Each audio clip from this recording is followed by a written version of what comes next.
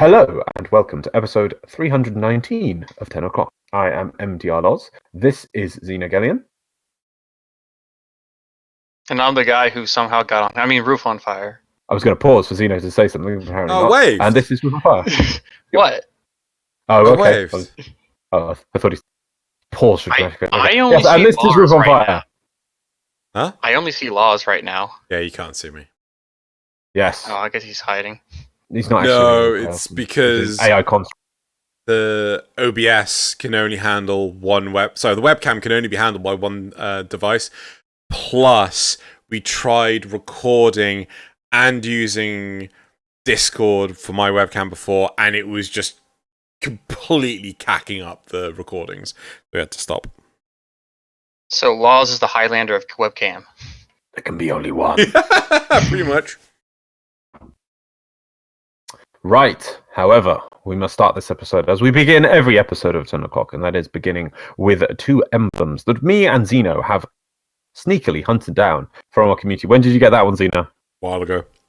You got one a while ago. I just got one today off because everyone was looking at the Barracuteer, who's brought nothing but some decorations. I didn't know Barrow was here. Yeah, good old decorations. But anyway, it is up to our guest of the week, which is Roof on Fire, to decide which is the superior emblem. You may choose whatever criteria you wish. This may be the colourful one, the one that speaks to you, the one with the best lighting, the one that has a fish in it. It doesn't matter. Whatever reasonings you take will be the one that is the victor. I'm honestly gonna go with the one that is that a cat wearing a top hat? Yes, it is. It's a cat wearing a top hat. The top hat won me over, so I'm sorry. I thought it wasn't a cat at first. I thought it was just some random person, and I was like, "Oh, the random person wearing a top hat won't win." And I thought that was the fish that LYOZ was talking about, and I'm like, "Is that a fish wearing a hat?" No, Nope. I didn't realize that. It just wins absolutely. Yep. Versus my hypno wheel, Ouroboros hypno wheel. The top hat. Anyway, The top hat cat coming out from another dimension, I think is what's happening there. oh, is that Limbo's cat? Clearly. Oh no! Oh no! Or is it the man in the walls cat? It's a Schrodinger's limbo cat, isn't it? Dearie me. Right, well on that. So that is the winner of this week. However, if you are at home, you are wanting to win some platinum, all you need to do is go into the description of this video, and in that you will find a link to a Google page that Xeno has carefully constructed. On that, you'll find last week's emblems, the options. Please pick one and enter your in-game alias. This is the one that you wish to win the platinum on, and choose the correct platform and alias if you play on multiple platforms. And you will be in a chance to win 150 platinum for that platform and character. Yep. If you are on Switch, you have a very high chance of winning because there's not that many people who choose to apply to our lovely competition we have every fortnight. But anyway, that's how you do it. Click on the link in the description below, and it is all there. Just to add on top of that, make sure that your in-game name is correct, because we have had a few instances of... Many instances. We've had many instances of people submitting names and we can't give them the plat. Like, there's some people that have won like 1,000 plat, and we can't give it to them because the name was wrong. So make sure you do spell your name correctly. Yep, I'm afraid we can't go back to you and try and figure it out. If you don't get it right the first time, we just pick another winner. That is how we roll. Now, on Xeno to the dojo dusting. Are you going to punch your microphone again? I didn't mean to, I apologize. Cool, right. So, dojo dusting, we're going to be at TennoCon 2020. We've got no official way of really saying that, but we're just like, we're just saying it anyway because we'll make it happen. Like You'll just show up even if there isn't one. Here. Like if DE for whatever reason don't do a TennoCon 2020, we'll make it TennoCon 2020, and it'll just be like LYOZ and I outside of the studios, just outside the canteen, being like, just showing up with bags and maybe make little flags. Yep. So what else is there to say? Dojo dusting wise, I don't think there's anything else for me to announce. So let's move on to the cards. The graphs. That was the graphs. So we're moving on to the graphs. So The graphs. So for your benefit, just scroll up the Discord chat and you'll find the graphs. So the first question that was asked last week was the dojo dusting question. So we started the episode last week asking people what would they prefer with Warframe's narrative? Would they prefer to be the single lone named character like Solid Snake, Luke Skywalker, whomever, or would they prefer to be the third guy from the left, being a Tenno, right? So 53 people responded. 9% said the one and only.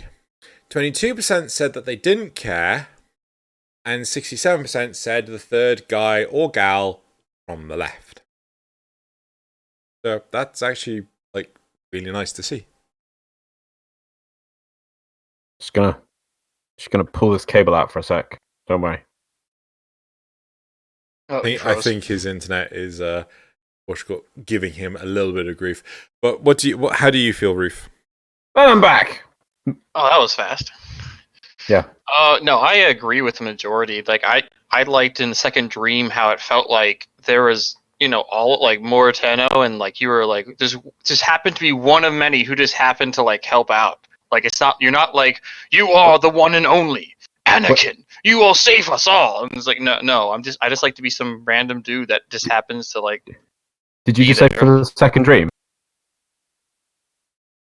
Yeah. Is that what, you mean the second dream where you are the one who pulls the moon out of the void, the one who fights Stalker, the one who Stalker goes to fight on the Lasette, the one who actually escapes from the moon and no other Tenno has seen it. Okay, yeah. The one that the Lotus comes and picks up personally and puts back into the chair. You made a point. I mean, I get when I think about, I guess it kind of reminds me of I guess I really just more like the second dream where it's just you see it's all other Tenno around here, and it just kind of, because I felt like even though you saw other players that are Tenno, it didn't really connect with me that it's oh yeah, they're Tenno like me. It just felt more like I was by myself with people, where it was more oh, they're joining in because the game, because it's a co-op game, kind of how Halo 1 where there's a second Master Chief. That's kind of how I felt. There was just another person that was just the same as me, the exact same character. If you get what I'm saying. My opinion would be that the quests, including Second Dream, basically follow that system where there's just there's another Tenno that's never explained or is just duplicated like the second Master Chief. The narrative never includes other Tenno in any of the actual story quests. But the point is that all three of us would like it that we were the third guy from the left. Yeah, my bad. I haven't played the second dream in years now, so I was just remember the parts I liked. Yeah, as you should. But it would be very minor lines, like if just Order said something like multiple Lasettes detected leaving the moon or something, or leaving Lua. That must be the other operators or something like that. It makes no. And in fact, even then later, Lotus is apparently hiding under your reservoir. Well, I think it just goes. Just builds on top of itself. It's great. No, so we'll go into a whole. We should move on because otherwise I was just about to say. I think it goes into the fact that why MMOs are dying because people are tired of the whole "you're the one and only" trope when there's 1,000 other people being the one and only next to you. Yeah. Yep. Right. Moving on to the next card graph. Yeah, there are points of people's opinions on that first one, but I'll bring them up in the comments right now. Let's move on. Would you rather decreasing multiplier versus toggle hold heavy attack? Right. 55 people responded. 18% said decreasing multiplier. 27% said that they didn't care. And 54% said toggle hold heavy attack. You remember this, Loz? Yeah. Yep. The toggle wins, which is really nice. Roof, do you have any? Yeah, the toggles are amazing. Fair. Right. It was a meme. I didn't put it in, but it's held button for 0.5 of a second too long, and the common multiplier is gone. Yeah. But there's so many things that were that sucked, and then they just added a toggle on it. It just made it so much better. Yeah. But the next card is: do you care about the lore? Wait a second. Is that an old one? That's an old one. You're an old one. I swear that's an old. Why you gotta be so rude? MDRLOz. Memes. Yep, that's right. Right.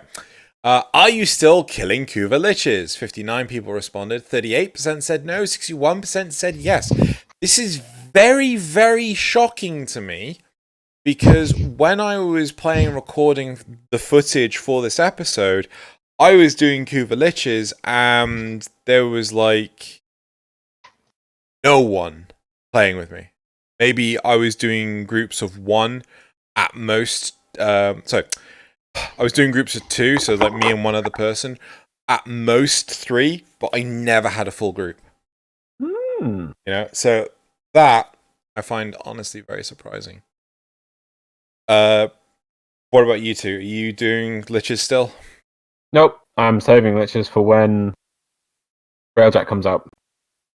I haven't even killed my first one because Yeah. I don't care enough. It's not that interesting of a system, in my opinion. I don't really see anything gaining than a shiny gun I had to form 5 times to get to its max potential.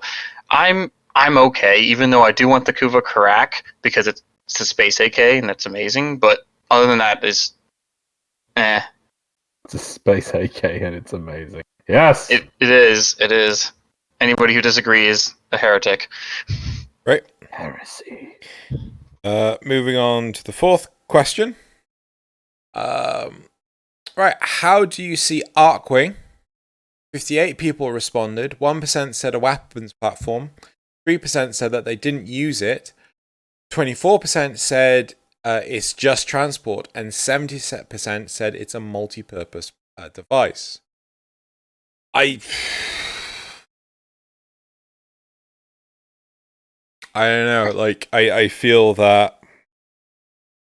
Did anyone elaborate to what they meant by multi-purpose?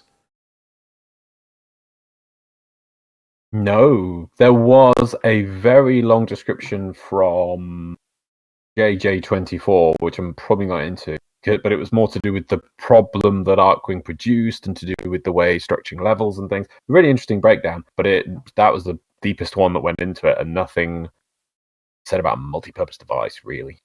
Okay. What do you I think guys? it's just what people see. What do you guys feel? How do you see Arcwing? To me, it's supposed to be a weapons platform. That's what the point is.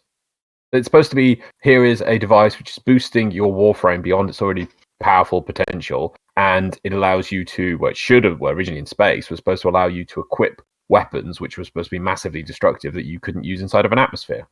Now, however, you can use them inside of an atmosphere. Well, you can use them, apart from the melee weapons, you can use the guns at least inside an atmosphere. So why can't it just be redone as a flying weapons platform? Yeah. I see it more as a super sci-fi jetpack. I mean, and not just for transportation, just overall. Like, I still remember the trailer that came out, like when it first announced, and it's like, oh, that looks so cool. And then I found out it's completely segmented from the same game, and they just added in a 3rd dimension doing the same mission types with different guns and different abilities. And it's just like, I don't even feel like there's a good reason even to add 3rd dimension if you're just going to do the same thing just in space. Yeah. But it was less than that, because they were literally you're exactly right there. It was the same thing in space, but they literally instead of that they already built this game to this point and then learned everything about what was bad during that period. There's the camera there. So yeah, this is Warframe, and they got Warframe to this point. They went, hey, let's make this other game. And instead of going, right, we're going to take what we've learned and apply that into this cool new 3rd dimension and use that in clever ways, they went, right, we're going to do this 3rd dimension thing and start at this point again.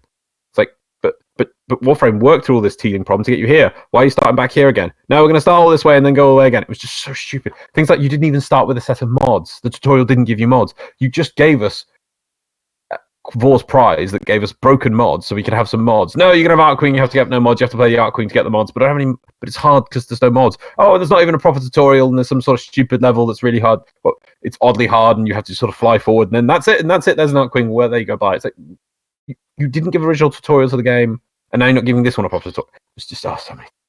I mean, that's what I feel like they do with several things in the game, where it's like, okay, cool, and then they just add something in that's just parallel to the core gameplay. It's like, why aren't you just using it to enhance the core gameplay and just separating it like K drives? I know Joey Zero loves K drives. Personally, I just think it's a complete waste of time and effort just because Arcwing exists in the planes. And you can only use K drive in Orvalis or the planes, and you can only use its full potential in the Orvalis because you can't do racing. And you can't really do any. You can do the tricks in planes, but there's no those the diamond things that give you a boost or anything, and there's not much to grind on. So it's really only one spot you can do the most out of it, and you can't really do much with it. It's just like, why was this even done? Other than, oh, cool, it's a hoverboard. I'm afraid that is mine and Xeno's failure. I feel that like with things like K drives, they had the opportunity to make something really powerful, but they completely undermined it when they allowed Arcwing on the on Orvalis. Like, no, just anyway. Should we move on to the last card? Yeah, right. And the fact it's just the last thing because it's a cold environment. They say, oh, it's cold. It doesn't work in the cold. Yeah, in an atmosphere. Yeah, not in space. Yeah. It can't generate enough power to get vertical thrust. There you go. Right, then the last one is, how should DE address Arcwing? 56 people responded, 5% said abandon it, 8% said don't care, and 85% said make it great again. So, yep. I'll be honest, like, no, actually I'm going to save that till later, because like we're going to talk about the Dev stream.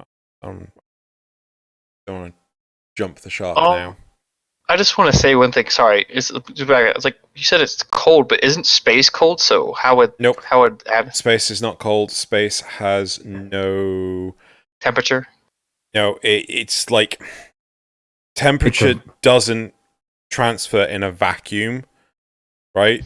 So like the reason why we get hot is not because of heat waves or anything like that. It's because of infrared radiation warming our atmosphere. It's like it's exciting our atmosphere, which makes it warm, right? So infrared radiation would have to leave your person to get cold, which is not the main way we lose heat.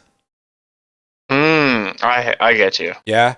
So yeah, it's like you would suffocate so fast in space because you do not have the muscle strength to keep the air inside you, because you've just not experienced it. You like the air will just escape from your system just instantly. The same with heat, right? Like, wouldn't heat be pulled out of your body? How? In a sense? How would heat be? Because heat is the excitement of particles. Vibration, we'll say. Okay, I'm sorry. I guess I'm sorry. But there's nothing too much into Hollywood, because they always see people get frozen in space, and I was just like, yeah, it's just like it doesn't work. Until the day we actually chuck someone out in space and record it, we don't know exactly how that's going to work. Or if they sort of the water freezes. Is it? Yeah, in films. That's what I assume. That's why they go icy, because it's like the water freezes. And yes, technically in space it is absolute zero because there's nothing there. But that's because there's nothing there. Yeah. But then you can't move cold. You can only move heat. Yeah. And there's different methods of moving heat. Obviously, you got conduction, convection, radiation. Now, you're not emitting light, so you can't radiate light off of your body to lose the heat, and there's nothing to vibrate against to move the vibrations on. I imagine you would still, I don't know, you would need a physicist to get you. I imagine you still would get cold, but it still... It would take a lot longer. For our excuse of the Arcwing within an atmosphere, you could say that the cold within an atmosphere, because you do have vibrating particles against vibrating particles, that the Arcwing doesn't work, but it can work in a vacuum because it's magical space Arcwing technology. Yeah. Okay, yeah, I'll go with that. But to the card where it's make it great again, I hate to say this, but when was Arcwing great to begin with? Fair. I mean, like I'm really with it. Like, I want to make it great, but the problem is like it was never great. Eyes of Blight. Eyes of Blight was good because as you very carefully pointed out, it's like, what was the point of this thing? Why were we adding it to the game? And that kind of added this sort of it was enabled you to have an event that you actually for once could feel the scale of your actions. You were going up against this Fomorian and you actually felt like, wow, I can see the ship, I can approach the ship, it's actually shooting at me, wow. And I won't actually be able to blow up the ship, I can only damage it slightly. So you felt unlike the other events where you're just, I'm doing this mission and I massacre everything, and apparently I somehow helped the greater scheme of things. Whereas the Fomorian thing was great because you actually had a thing that was your adversary, and it felt like important that we could address it in a different environment. I still feel the space thing is important because it fills out the universe, because it doesn't make sense that we're only on ground. You know, a set of troops for an army that are literally ground troops only wouldn't work. We know this. You can't do that. So it does help flesh out the game and the world. But Eyes of Blight was when it was good. There we go. Assault Marines. Anyway, Yeah. I remember the first time I did it, and I got one shot by the death laser, and I was like, "What happened?" Yeah, there you go. That was fun. All right, so that's it for the cards from last week. Let's move on to Patreon questions. I need to click that button and that one. So we have Nick Evans. Outside of the Kuva Lich system, how often have you actually been using the new Mercy Kills? I haven't. I've done it like one or a few times, but usually when I try to do it, the enemy dies to like one shot of my gun or one shot of somebody else's gun or ability. So, not much. I do shoot. Yeah. Scarlet Kingdom says, Scarlet Kingdom, I've not had this as a new name. Welcome to Xeno's We've Patreon. had Scarlet on the show. No, you had him on twice.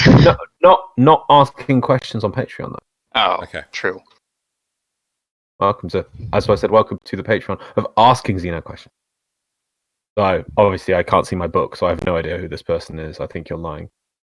Do you think we, as Warframes, are too powerful overall? Or is it lacking challenge in the game to apply it? Okay, you're silent, so I'll go with... No. Sorry, what?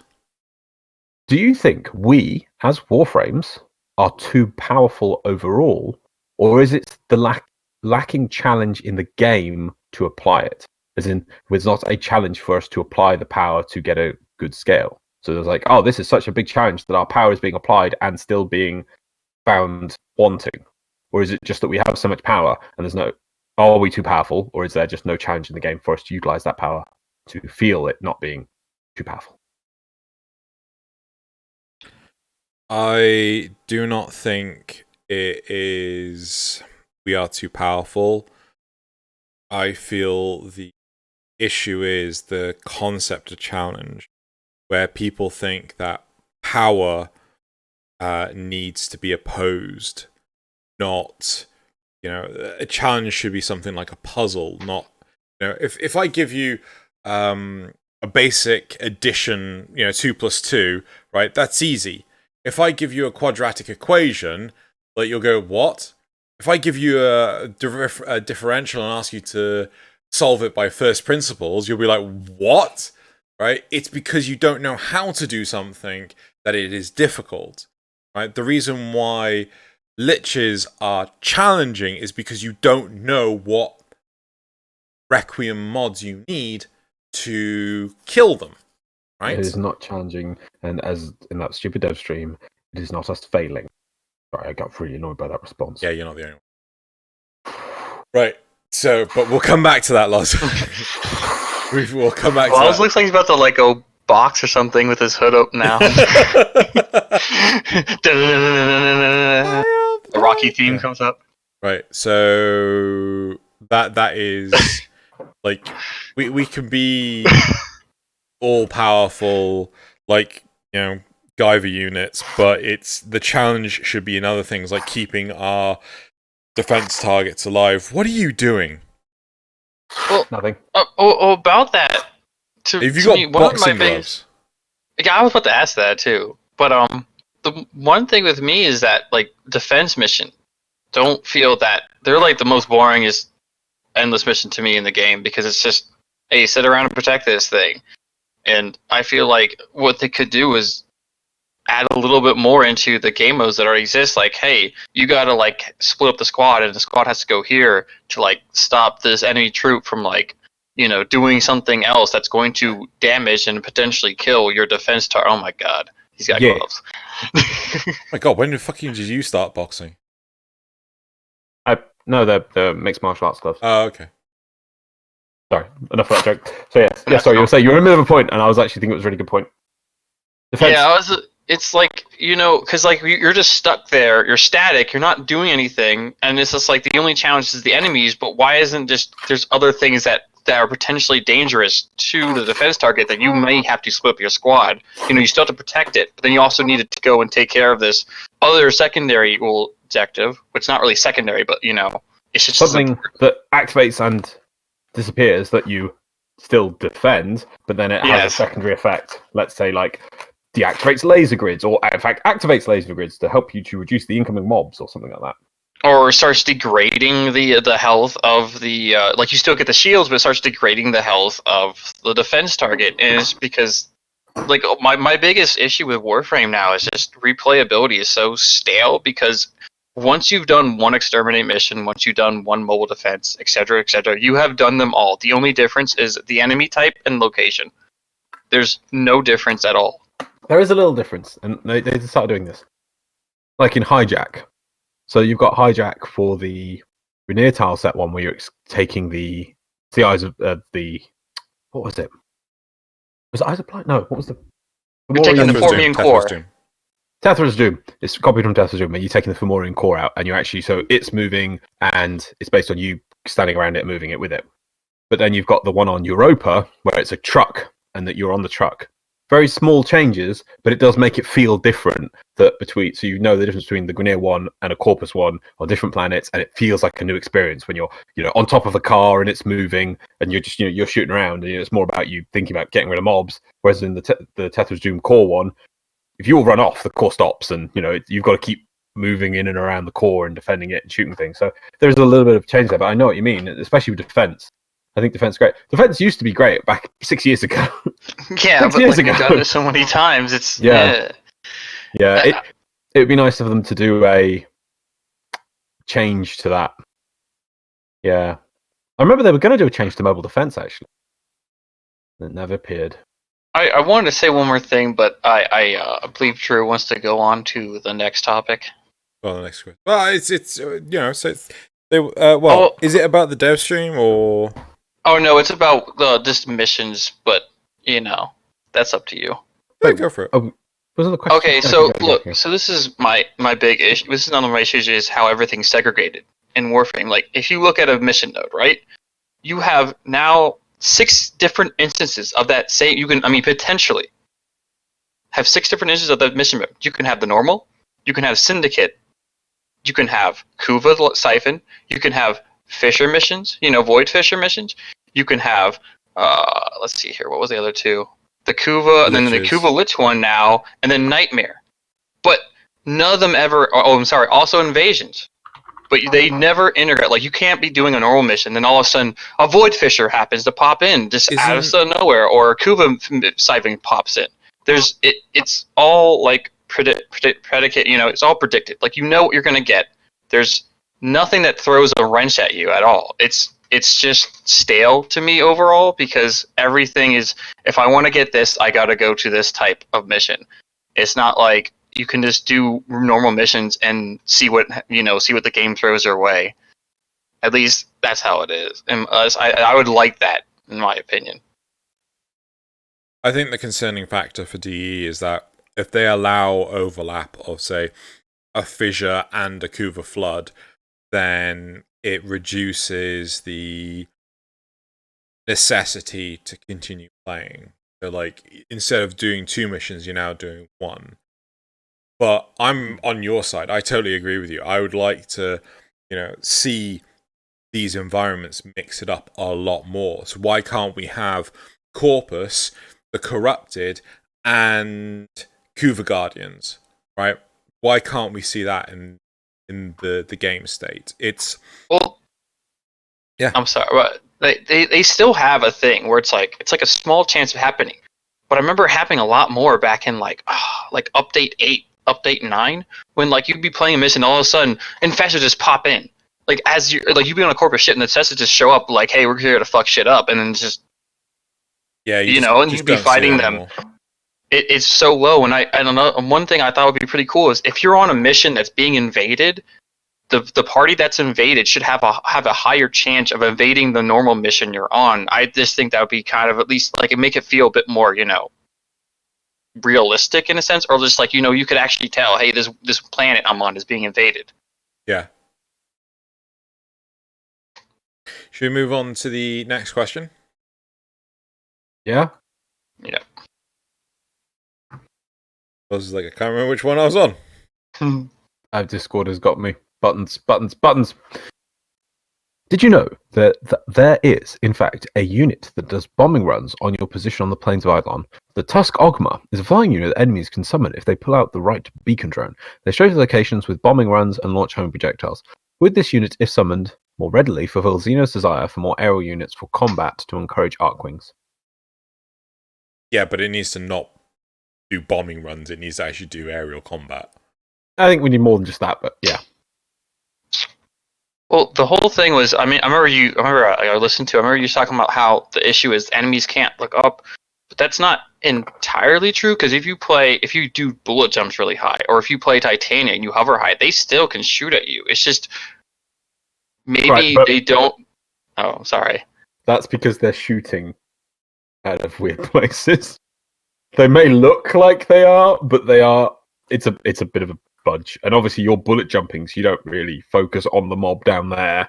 Well, no, I was talking about. That's why I brought up Titania when I'm flying up high and I'm looking down, and yeah, I know what you're talking about. But they still kind of can't shoot up, but it's just not like the a higher degree. I'm guessing that needs to be to counteract Arcwing or counterattack Arcwing. I believe is the correct word.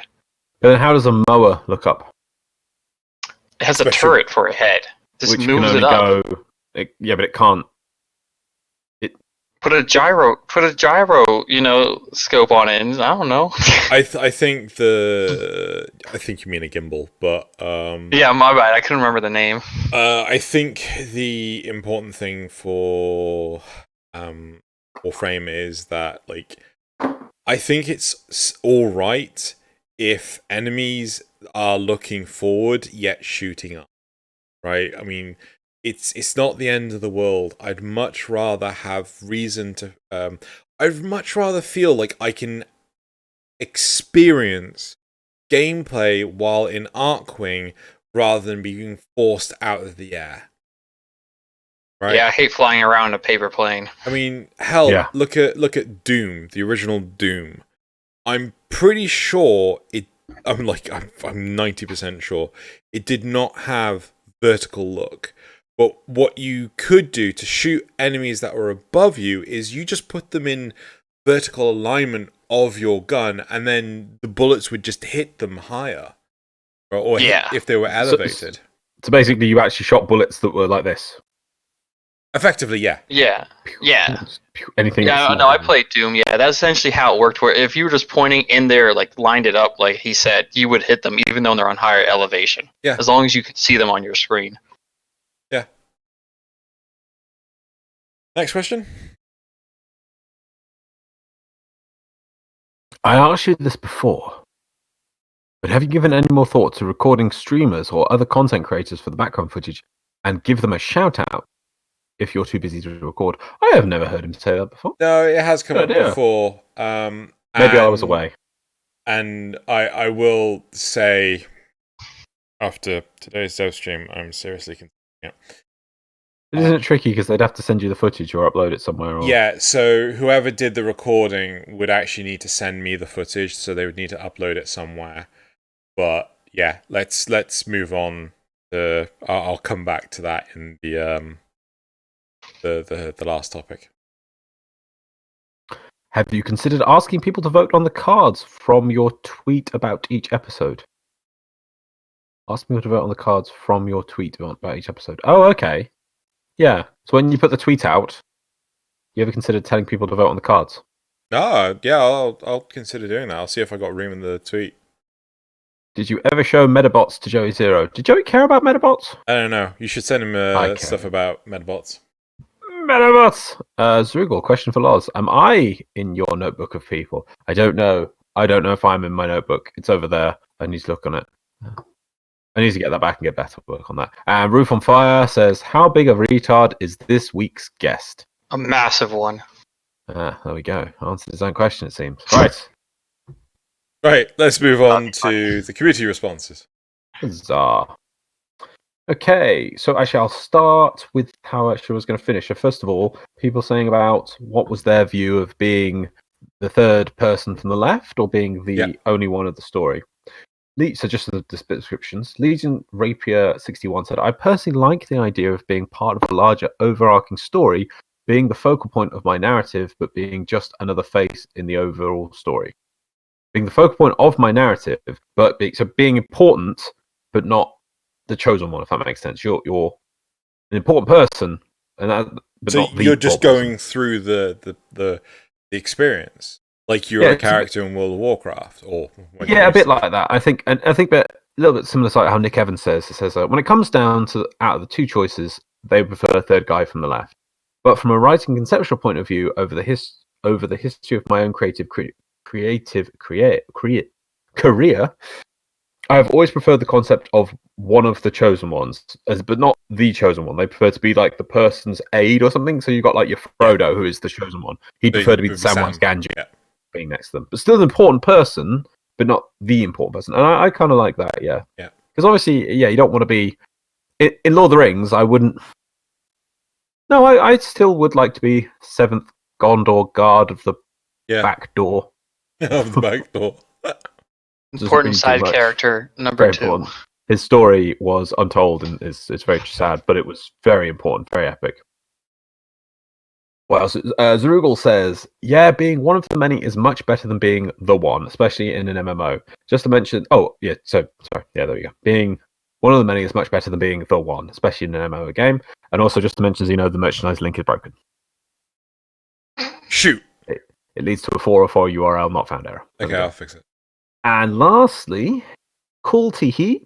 I always thought that your player character was the main character, but they are a part of a different timeline. If you talk to Unko in Cetus, the Quills vendor, he speaks about timelines and different paths. Always thought that was a hint. So maybe that's why your choices for quests and such may mean something. Now, if that was the case, and basically we're seeing all the other Tenno are sort of in other dimensions, and that we're all in our own dimension for the main plot line, I would think that would be odd and unique, and I'd be like, ooh, maybe that would work. I could jive with that. I am more receptive to that. Just make sure that you define the rules of time travel or time. No, it wouldn't be time travel. Or time perception or whatever. You've got to define the rules and then stick to them. Okay. I feel you're worrying about a time travel plot. This would just be a dimension. No. Well, no, I mean, it's like multiverse theory. Yes, right? It's multiverse. But like the whole point is that like it's one of the big problems with Star Trek because they did the whole in Next Generation they did multiverse theory as well as single universe theory, and it's just like fucking pick one. Yeah. That's true. You gotta be consistent with your rules. Yeah. Star Wars. What? Isn't that just acknowledging canon? Is he having a seizure? I don't know. He's having a seizure. What? I can't tell what he's talking about. Are you trying to say that The Last Jedi acknowledges canon? No. What, mate? But is that... You started! Is that you started! We can't talk about Star Wars. Moving on. It's too dangerous. Right, moving on. Trex Paddock, I've yet to kill my first lich. I'm a slacker. Well, that and I have been sick in bed for 3 weeks. Please feel better soon, Trex Paddock. Yeah. But I also have been lazy and I do not have an excuse like that. Oh, you do. You've Andrew been playing Singleton. WoW. Classic. 15 years. Time travel, Loz. I'm not sticking to the time travel plot here, am I? Don't worry, Loz. I still play Command and Conquer numerous times over. Yeah, but that's good and bad in different ways. Good because it's such an amazing game, but bad and sad because They haven't made a good one since. EA, and Westwood is gone. Yeah. Yeah. We're going to make a browser game. They already made a browser game. I know. I know. Oh no, sorry, that was the app game, wasn't it? Did that was the app you game. hear that the creators of CNC Renegade are making a spiritual sequel? I did not hear about that. Yeah. All I knew about the remaster for that EA's doing. What is it with remasters? No. Moving on. No. Andrew Singleton says, apparently, now, see, I don't know anything about this, so I've kind of abbreviated it. It's like, Pablo has said he's going to nerf Saren? Yep. Because of how she works in ESO. Yep. Even though Pablo says he doesn't play ESO. It's apparently in the same stream. He said he doesn't actually play ESO, so he's going to still nerf her. And it's a bit of a shame, Andrew Singleton saying, because of the way... A bit of a long thing, but it was something to do with how her rework came after ESO. So ESO was already a game mode, and then they put in her. And obviously, she kind of works with ESO because ESO prevents you just spamming one button, and her new build makes you use multiple abilities. And there's only about 3 or 4 frames. I can't remember them all. I know Equinox and I think Volt was on that list of frames which actually do use multiple abilities for synergy, so they can actually make functions. So by just chopping one of those out of the pool, it's a bit silly. Why not just rework her a bit instead of nerfing straight out because of the game mode? But in my opinion, when I heard that, like, it's like, oh, she's too strong. But like, as Law says, like, wait, she's using all her abilities. Isn't that what you want to do with the Warframe? Like, you don't want them just spamming 4 like it was in the olden days. So first off, we can't just go on the assumption of nerf means that she'll be useless. Nerf could be anything from, oh, we're just making it so that it does less damage, or her kit's completely reworked. We don't know. Yeah, we have to see it, that's true. But it's still probably going to be a nerf. The reason why this is being addressed is because of like the importance of that Warframe compared to everything else. Why did everyone use Itzel? Why did everyone use Catchman? Because it was superior in various different ways. Saren is so goddamn superior compared to every other Warframe for damage dealing in ESO. That's why they're feeling it needs to be addressed. And I'm in agreement. To me, I would change ESO, not the frame. Well, yeah, I'm totally down for changing ESO. Are they going to bloody do Yeah. it? No, they're not going to fucking No, they're not. They're going for... See, that's my problem. Yeah. It's a lazy option. It's the band-aid option to just go, oh, well, we're just going to keep this game mode where the mob throws enemies at you. Yeah, but this is...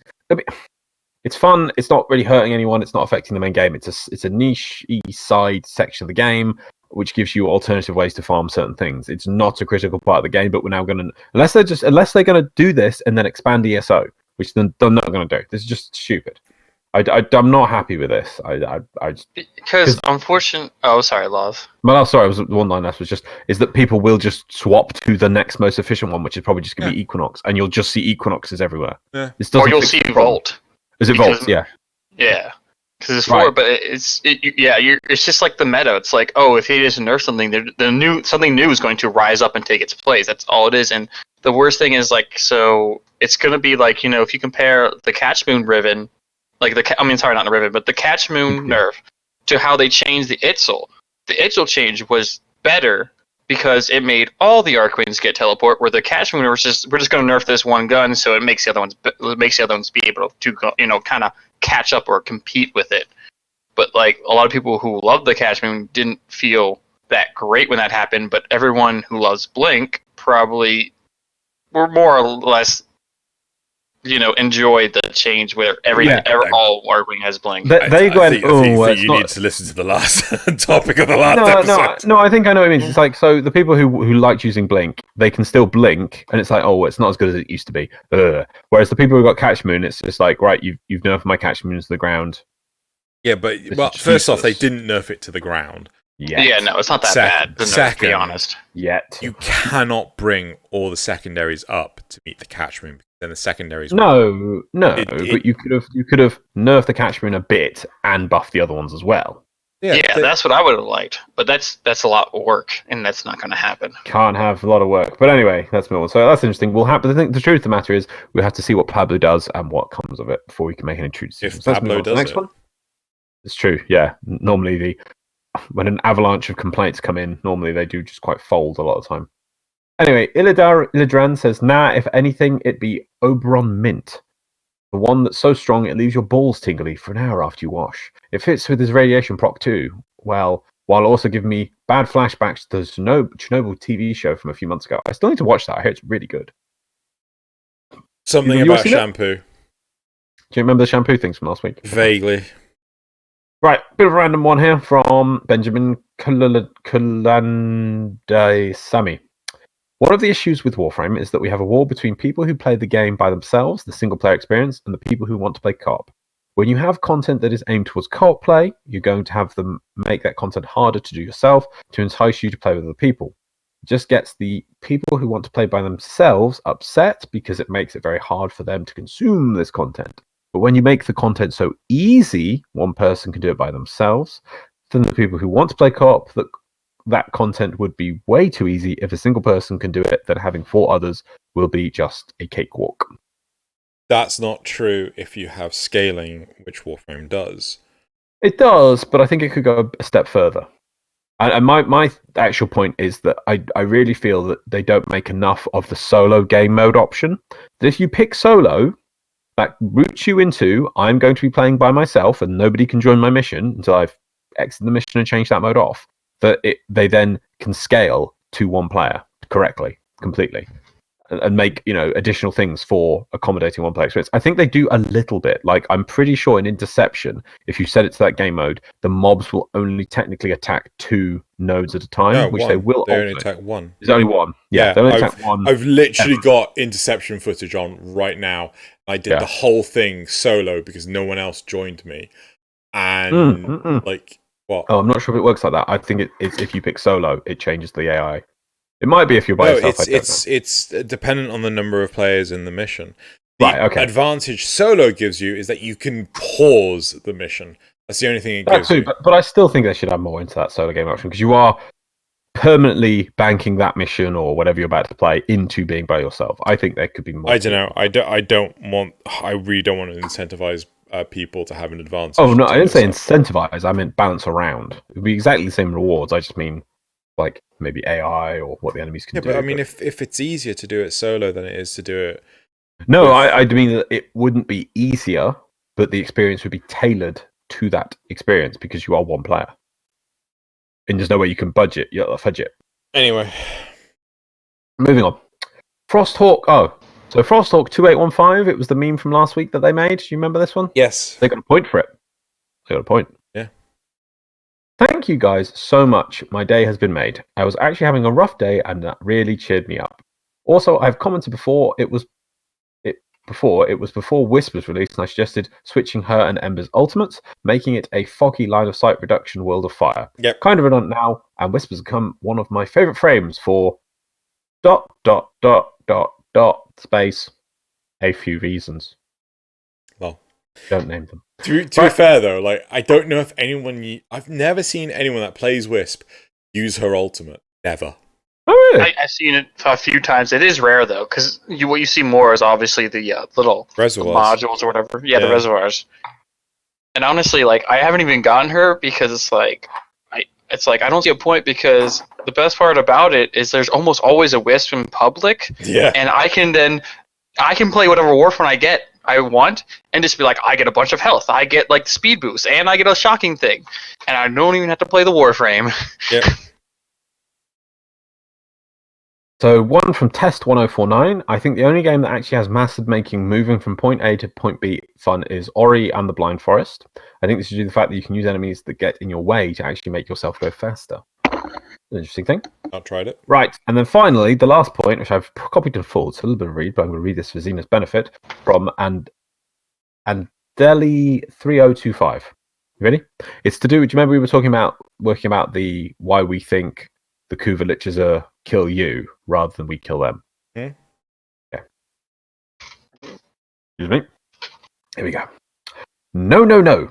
Mission flags aren't relevant for the failure or success checks of a unit on its own unique data table. If the evolution is at least as competently made as even the early 2000s, user editors for games, like Warcraft 3 Maps editor, God forbid we compare it with the on-death run 3 modes on flag checks, everything to make on XHP set interact state for however many seconds on interact state check XYZ mods versus XYZ row value of lich roll. If state 3 and not 111, then change flag row, insert level of lich row here to n+1. If 111, then run convert versus kill script, which sets dead/converted state on the table.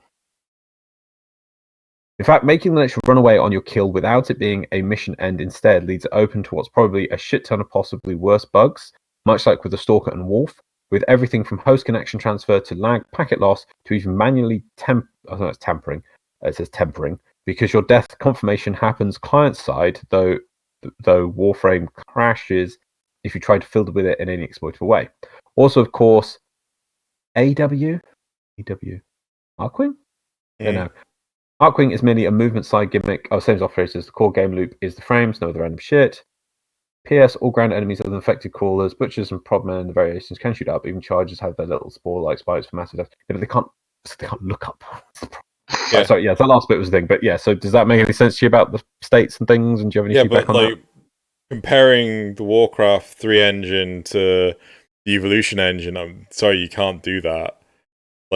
Also, many games always take shortcuts because you can't get a game to do things properly. Otherwise, the PC will just grind to a halt. Right? That's why all the enemy AI all the enemy movement is governed by one AI. It's not governed by loads of things. Right? It's yeah. Basically. Yeah. There we go. So EDF. Don't get me wrong, they could be right that introducing different ways for the enemies to flee and shit could cause all sorts of weird and wonderful bugs. But that was the whole point of having the whole state machines dictating what possible outcome could happen for Kuva Lich, because we believe them to exist on the capture targets system. So yeah. About that, actually, I actually thought of something about that may, well, in my mind, may have worked with it. Whereas then, when you to go with change to the kill the Kuva Lich, which is what I could have sworn they originally were gonna go with in TennoCon, and then I also do remember it's like, hey, if you use an ability to kill them, they're gonna steal that ability and use it against you next time, and. Yep. And that apparently all got shelved or shoved to the side because it didn't work. But regardless, what I'm trying to say is, so when you go to kill a Kuva Lich, and you got to do your Parazon, right?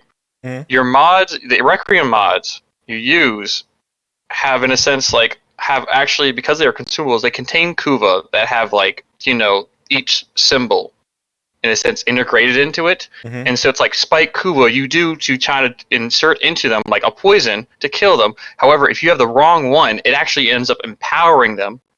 They knock you off. You have to then kill them like old-fashioned way, but then they come back stronger because now they have additional Kuva into their system. But you guys were saying but when you fail, you gain Kuva now. No. Also, get rid of that because I don't understand that. That doesn't make sense to me. The thing is fine. I thought it was really good until they've already added the thing where you. I don't even know why they even added Kuva. There's some we have so many ways now to get Kuva. It's to reward the players on the attempt, but it's just why does it have to be fucking Kuva? Wait, why do I need to get rewarded with the attempt? It's like I didn't do. I in a sense with my scenario I failed. Technically, but I did not succeed. I should say, like you said, there's a difference between not succeeding and failing. I did not fail, but I did not succeed. I should not get rewarded for not succeeding. The problem is that the gamer psychology is that they want to be rewarded for trying, right? It's like if I gave someone, oh god, there was a brilliant video about good and negative, is it Lycos? Where it's the psychology behind trying hard to do something and being told that you're the reason why you're so good at doing something is because you're gifted. Do you remember this, Loz? No. Oh, I'm going to have to send it to you. So it basically a psychology study was done on two groups of kids that were excelling in their classes. One group of kids, Group A, was told, the reason why you're getting such high marks is because you try hard. And then Group B was told, the reason why you're getting such good marks is because you're gifted. They were then separated, and they were, given varying difficulties of puzzles, and said, just go play with these puzzles. Group A, the hard workers, would always try the hardest puzzles and would continuously work at them until they succeeded. Whereas and they felt great for succeeding. Whereas Group B wouldn't try the hard ones; they would try the easy ones, and they didn't feel rewarded for doing the easy ones. And it showed like a different way of developing a work ethic. Right? It's not me, it's the universe. The universe is bad karma, and it's like, nope, I didn't try hard enough. I need to do better. Yeah.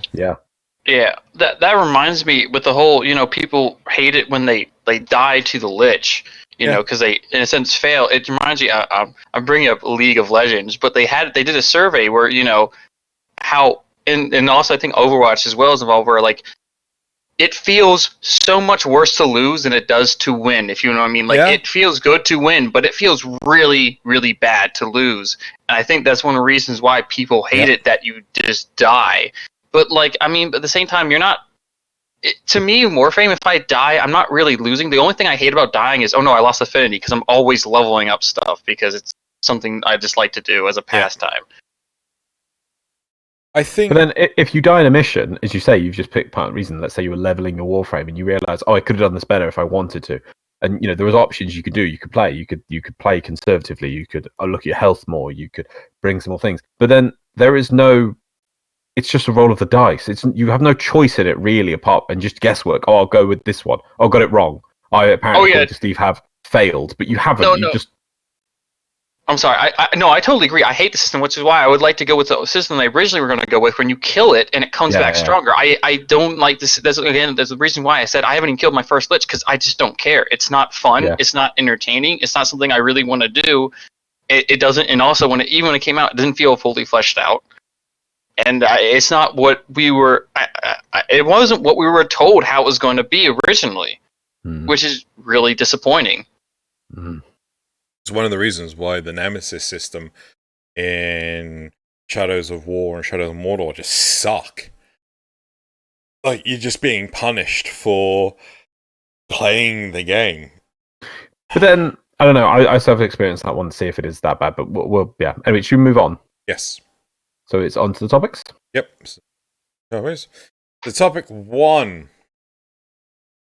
It's a really strange design decision to put so much effort and beauty into animations and movesets only to ensure that nobody ever fully sees them by limiting the field of view by 78. There's the topic. Topic 2. Right. Suggestion. I think we should be allowed to trade in Captura scenes to Samaris, Reputation or Endo or whatever. And then topic 3, which is DevStream 100. Cool. Right. So all right. Topic 1. Do I have to read out the whole thing again? It's a really strange design decision to put in so much effort and beauty into animations and move sets only to ensure that nobody ever fully sees them by limiting the field of view to 78. This game has so many stances, animations, abilities, finishing attacks, slides, backflips, wall running, and the list goes on. Can't ever fully take them all in because about a third of them are cut off to camera settings. There are a few games that make me feel like a total and absolute badass like Warframe can, but I'd feel more badass if I could actually see the cool shit I'm doing. So, first off, I know Loz is on a 16:10 monitor. Do you know what resolution you play at? Oh, the same thing. You're on a 16:10. Yeah. Cool. So I'm on a 16:9, but they're pretty much identical. So some people play on ultra wide monitors. Other people, on the other hand, play on multi-screen monitors, which is something that Nvidia have introduced, which is a little bit glitchy, where you can play one game across 3 monitors, or 2 monitors, or whatever. And I played Warframe across 3 monitors, so it was like 4,000 odd by 800. Right? It was like massively wide. And one thing I discovered was that the curve becomes really apparent on the side monitors. So if you have an ultra wide monitor, a 21:9, I think it's 21. I don't know. Someone in comments reply, but if you have like an ultra wide monitor, you will seriously notice this weird curving of the field of view. And for that reason alone, I would genuinely like it if the field of view was increased. But I don't know how others feel. I have no issue with it at all. Like that, it never crossed my mind to like play with it at all. It's like, I mean, I guess I'm just used to like I'm just also used to like the older games. They really didn't have that, and it's just like I play on max field of view. I play on 78, and I have zero issue with what this post is describing. But when I have played on much wider resolutions, like it feels so weird that the environment is curving, yet the field of what you're seeing shouldn't be curving, but it is. It's like seeing the horizon too early. Best way I can describe it. I get what you're saying, but isn't this really niche, to be honest? It's like, oh no, I can't, I was like, I have a 4K monitor, but I can't, play the game in 4K. This is BS. It's like, well, not everyone has a 4K monitor. And I get at the same time, it's like, yeah, they should, if they can, put some resources to making it that way, but how many people have that, and how big of an issue is it really? I think I'd ask a card on this one. You want a wider field of view? I think put it in as something you can toggle on and then up the field of view to higher settings. I'm not sure what the top end would be, and I know eventually it would just get silly. But I do feel I would play with a higher field of view. I play with the current field of view setting set to maximum already. So I think maybe a little bit more I would probably use it. So yeah. Loz, is your solution just toggles for everything? Yes. Toggle the world. The whole world.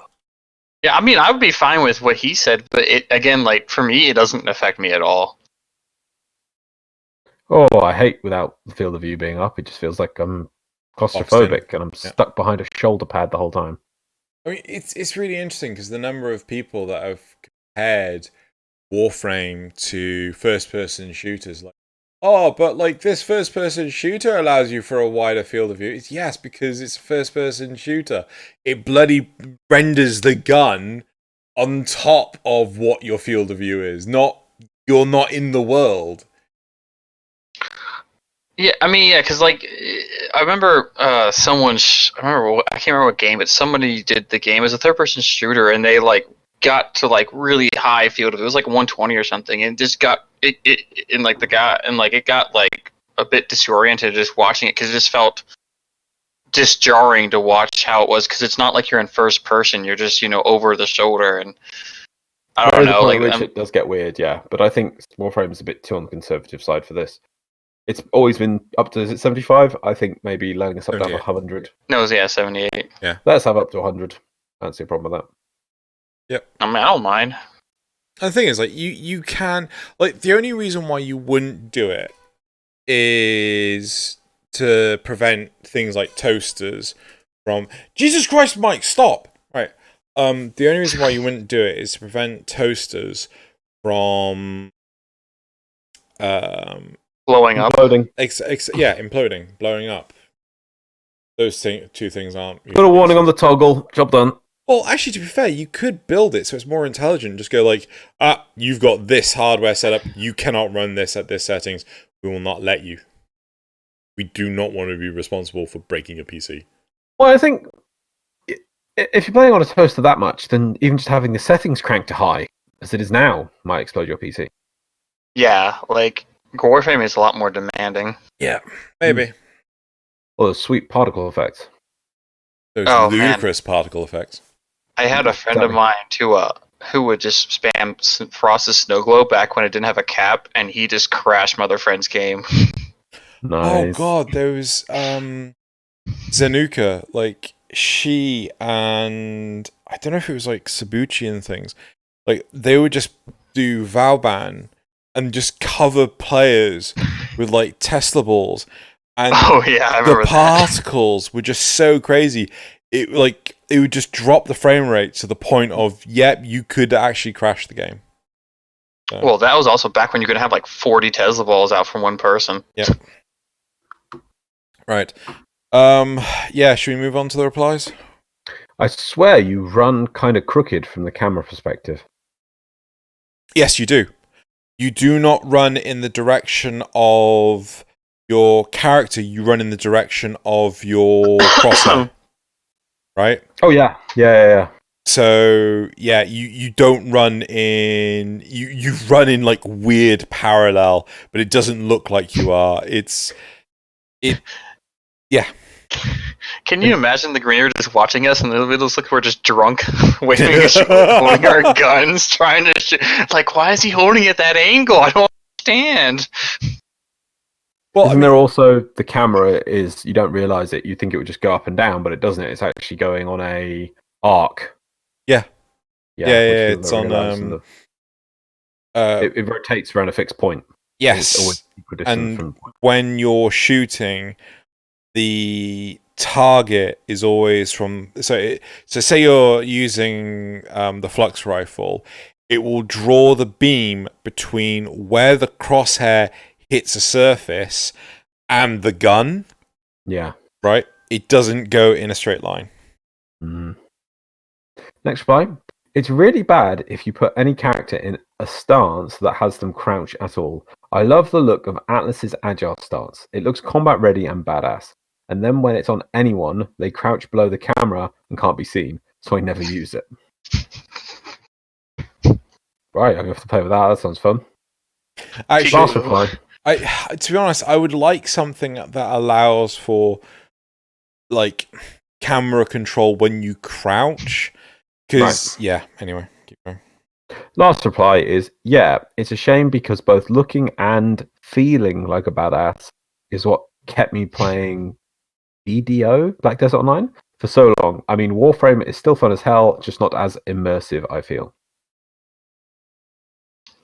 Yeah. I mean, I had played BDO, so I get what he's saying. There's a lot of things to do in that game, and it's honestly one of the best action combat I played in any RPG, in my opinion.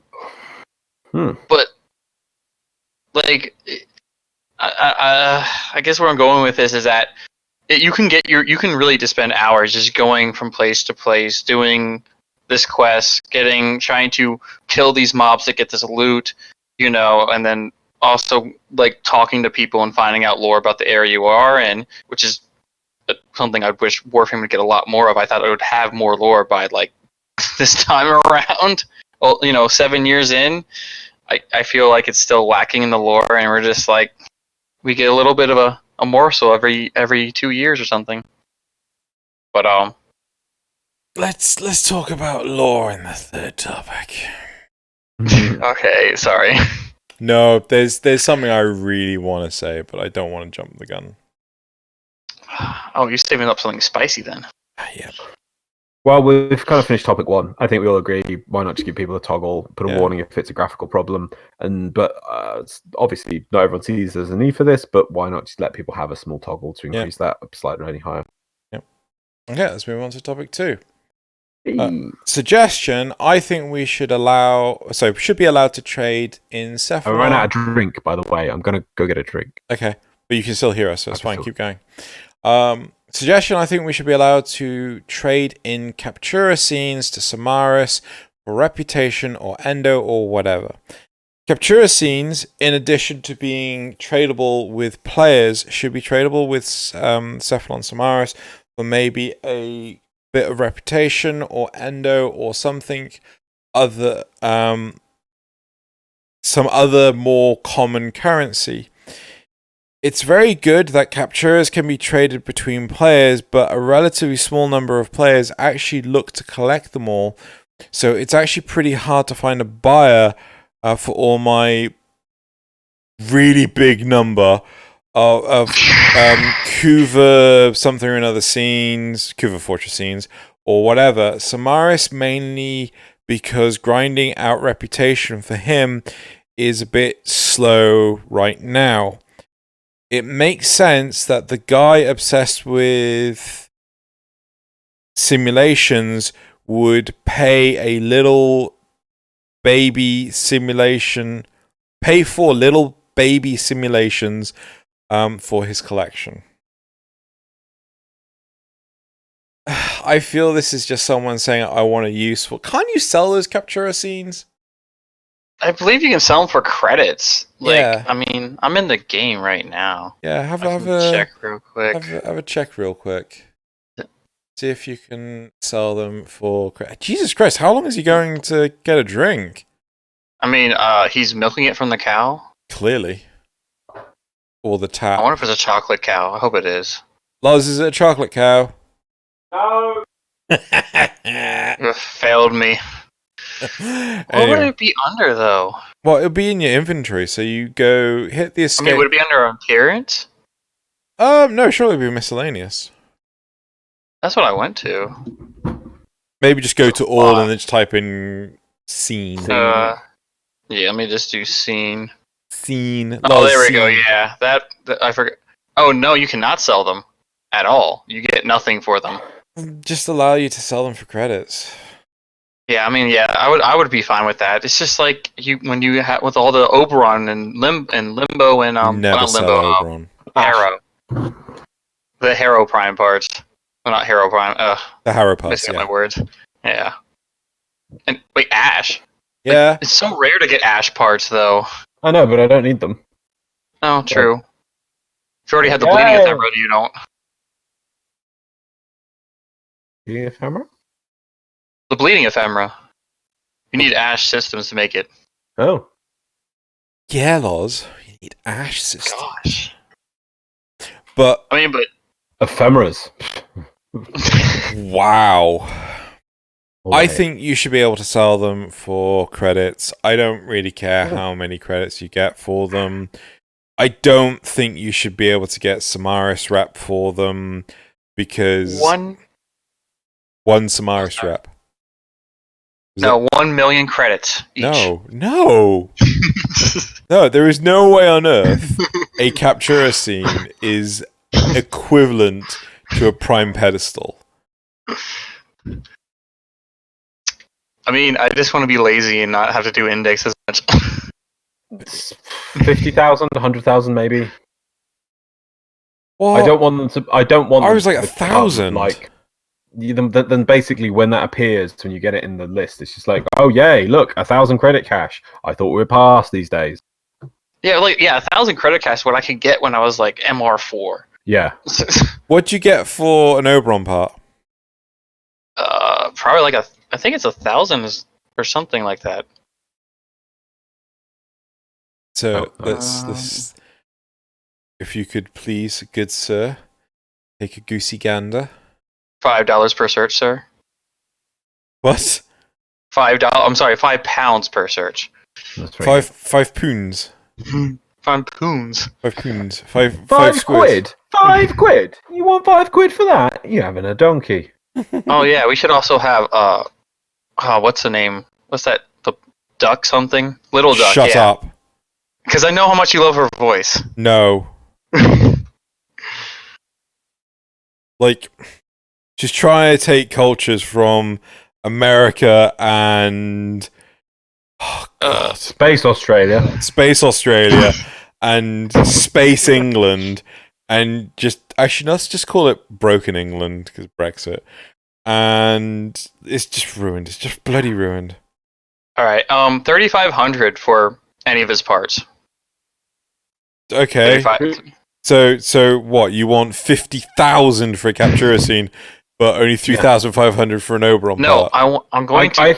I can get like 5 or 6 Oberon parts in like 10 minutes in certain missions because they drop from Xmas units by the truckload. Yeah, they are. Getting a what Captura scene. missions? Xmas strongholds. Also, trying to get the why would you Jupiter do Gas City ones, like those. I mean, like once you get used to where they are, but like when the first time you're doing them, it's a bit challenging to try it. Like you're racing against the time to get it Yeah, unlocked. but no. Surely this person is talking about the ESO ones, which like drop a dime a dozen. They don't drop a dime a dozen. Yeah, they really freaking do. To make them 10,000. I could go with 10,000. 10,000. Or just do a rating system and make some cut more than others. They could do that. That would be clever and involve having to look at the rarity of things. They just need a one-size-fits-all approach. That's what they go for everything. Saren, too good. Smash down. No, just make bronze, silver, and gold like their standard of everything. Bronze types of scenes, and then silver types of scenes, and gold types of scenes, and make the gold types of scenes have a 2% drops rate like they make everything. Types of scenes. Moving on. Gosh. Right. I think let's make this for credits. I don't want to make this for rep because then it just becomes hey, you've got all the Samaris rep you need. No. Honestly though, to be honest, I wouldn't mind if it was for rep just I because wouldn't mind if it's rep. Because like Samaris rep is like what are you gonna do with it mostly? It's not really much. It's really just like a few some mods for your sentinels, your scanner. You can do the transmog things where it doesn't cost money or fusion. I think it doesn't cost money to do transmute mods, and like a gun. It's really not much. And also I'm honestly I'm really just tired overall of reputation systems in the game. Especially after Fortuna, because it was like, hey, you want to get Garuda? Yeah, well, good luck with that. It's going to take you about a week or something, because daily cap. It's like, oh, thanks. What? You've done your rep? Good. Here's another rep. Yeah, unless they did what you guys were talking about and made it weekly, that would be really nice. At least, because sometimes I don't have time to play during the day, every day.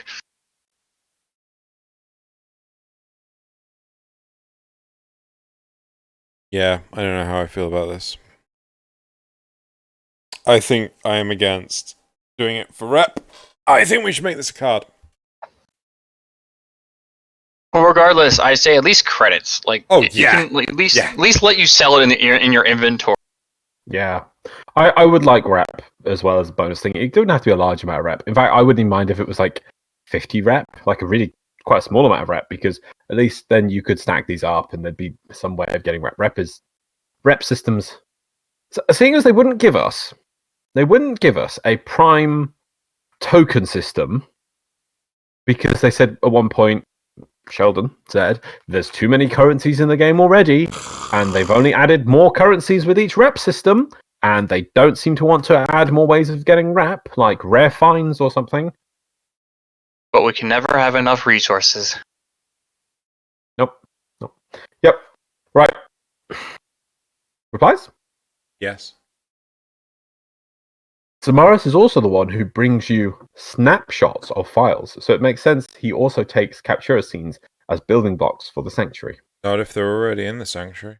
Yeah, see, that's the one thing I don't get is that since you get the reward from the Sanctuary, it would make sense. It's like, I've given you this Tenno, why you give me back? You know what? Hold on, no. Better yet, it's like, hold on, that was in the sanctuary. Why did you take it from my sanctuary? Put it back. I was thinking more like you come up to Cephalon's house. She's like, "Hello, greetings, Xeno. How's it going? Yeah, I'd like to return this. I have the receipt right here. I don't want it." But I crafted it for you especially. It was terribly hard to code the trees. Oh. I spent many hours working on the pixels. Why you give back? Do you not love me anymore, Tenno? Next reply. Agreed! I'm trying to get Limbo, but the total cost is 250,000 standing. Yeah, well, he does have all the old... Why don't you just do the quest? No, they've already done the quest. And they sold him? Yeah. That's his own problem then. So better question is, why don't they get Limbo Prime? Yeah, I guess, yeah. Next reply is, yes, I would love to... I am kind of worried that person hasn't done the quest. I don't know if you can see it on the vendor and they think that's how you get Limbo, so I don't know. Next reply is, yes, I would love to get rid of that 500 plus duplicate Gas City one I got while grinding out war parts. Why? War parts? Yeah. No, because... Crap, what drops the war parts? Is it just Stalker? Shadow Stalker? Might be. It was. Well, yeah, the war is dropped by Shadow Stalker. Yeah.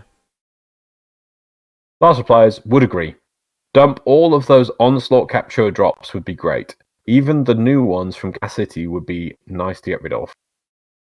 Yeah, just even credits, just at the very least credits, I think would be fine. I think we can all agree on that. Yeah, but everything else you don't want is credits. Especially that they're putting in nice cash dumps like build your ship for $1 million each section. It's like, oh, okay. Oh yeah. Right. That's maybe poor. Okay. You guys ready to do this? Yeah. Quite sure if I'm... Okay, topic 3. DevStream 134. So my first question to the pair of you is, how much of the DevStream... I came in like an hour after. So I missed like the first hour, essentially. No, you missed the first 30 minutes. They didn't run it for the first 30 minutes. It was like just a timer. Oh, okay. Yeah. I think I must have missed about 20 minutes then. I started watching when they just started showing the Railjack stuff. Like they like for instance, they showed the platform which people were trying to jump through, and now they can stand on it. That kind of thing. You missed the best part. Right. Really? Yeah, and I don't think it's listed here. Right. So these are the notes that we got from our lovely Tobiah, who was making notes while at work during the actual dev stream. So January 20th closes round 18 of Tennogen. Rebecca is recognized as top 30 under 30 women in video games. Lots of things released, one and done content. What number did she get? Was it just a top 30? Yeah, it was Forbes top 30. They weren't ranked under 30. Huh? Right. Were they ranked? I don't know. I should look this up. I'm just curious. It's the same as their MR level. Right. Exactly. Something for the new war is coming. There will not be a new war quest before Christmas. I'm sorry to interrupt you, but Michelle Postma, I made a bet with him on his Twitch that New War was going to come out in 2020, and apparently now I won. So Michelle, 750 Plat, please. Right. Empyrean. Then there was like a lot of Empyrean research and tutorial. They also showed out how to that you could play with people if you didn't want to use your Railjack and the hosting thing. So yeah, right, okay. So I am not happy that not only is the New War quest not coming this side of Christmas, Also not happy, and this is something that isn't in the notes. New War is a Can I just make a war. correction? Can I just make a correction? It's a long thing. Sorry, I just want to make a correction. Uh-huh. It's not top 30 under 30 women. It's just 30 under 30. There's men in this list. Unless all these men identify as women. Right. I'm just like, okay. Just want to clarify that. So is it top 30 under 30 in video games? Yeah, there is a decent amount of women in here, but women's in here, but they are right. But unless all these men, such as Kyle Holdwick, senior gameplay at 29, identifies as a woman, which may be true, we don't know, but it doesn't seem to be. That's fine. Thank you. Might like the breeze between his knees. But anyway, so one thing that they pointed out was that the new war. Harumph. Sorry, keep going. I won't interrupt you. One of the new war is a long thing, right? So the experiencing the new war will be in stages. Cool. Right? And there was no indication at which point we will get the cinematic quest. Right? Ooh. I have contacted DE correspondent, and they are not in a position to confirm what the state of the cinematic quest will be in. I am not happy about this at all. 2021 is when we find out more about it. Because what, Xeno? Explain. You're just not happy? Well, it feels to me... Well, first off, we've had Glitch Lotus for 2 years now, and there's no end in sight. Right? We had the end. This is a short preview of what to expect in... and you know what? I hope I'm wrong, but we had a short preview to what to expect in TennoCon. It gave Christmas 2019, and nope. Didn't they say at the start of the year they thought it would be out by the middle of the year? No, I could have sworn they still said that near the end. Yeah, I think they said fall, which again is you know, yeah, it's the before fall now. was said, yeah. But now, and like I don't know. See, maybe I'm lucky because I don't feel the burnout, and obviously I've gone and got myself addicted to a classic WoW, which is a good mediator for just numbing everything. So maybe I don't feel that bad about it, and I'm willing to wait, and then maybe that's part of the best way of playing the game. But I don't mind. I'm okay with it because I know from experience that more than likely what's happened is that feature creep has happened to them, or expectation creep, whatever it is, and they've only added more to it. Scope creep. Scope creep. They've obviously had scope creep, and it's increased, and it probably was going to be a small quest with something on the plains, and then they probably had a second quest lined down the road, and then they just merged them together, and they added this, and oh, but aren't we going to have this cool integration with Railjack? Oh yeah, cool, we got to have this, and then oh, but what about this other thing with Railjack now? Oh yeah, we better add that, and it's just, yeah, I know they're working hard on it. It's gone nuts, and like I enjoy Warframe a lot. But the thing that I enjoy the most about Warframe is the narrative. And the plot for Cephalon Psi was, in my very vocal opinion, pretty damn garbage. And I feel, I suppose, cheated that, you know, yet again, another year goes by and we still have fecking Glitch Lotus. Right? You can toggle that off.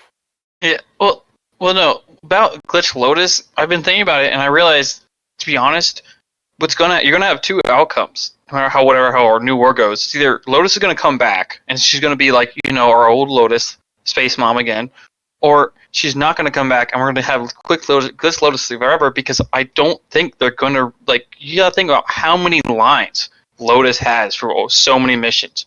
Are they really going to, like, re-record all those lines with somebody else saying them? Well, by now they could have done that. But I mean, like, I'm sorry. I would like to do that, but I just doubt it. And I had something else, but I forgot. It feels to me They have a lot of. They have a really good sound department. They could have gone right. Let's get let's get them started on the Teshin pack 2 years ago, and just even if they never used it, and just sat on it, and it probably wouldn't have been that bad. like it feels to me that, hey, look, like as Loza said, we're working on Empyrean. Oh, do you know what would be really cool if we add this to Empyrean and that to Empyrean? Hey, let's focus on Empyrean. It's like, give me a fucking break, right? And this is going back to what Zrugel was saying about the whole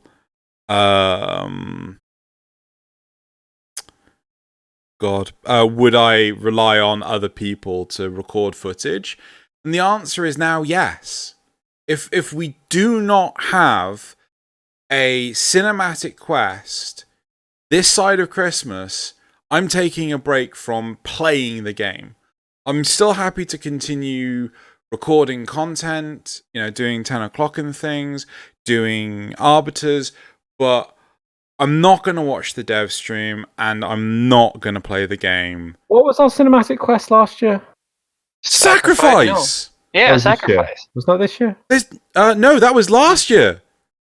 And I was like, no, that's what I thought. He said last year. Yeah. Right? Yeah, I guess it was mid last year, wasn't it? Yeah, it was just before TennoCon last year. We've not had one this year.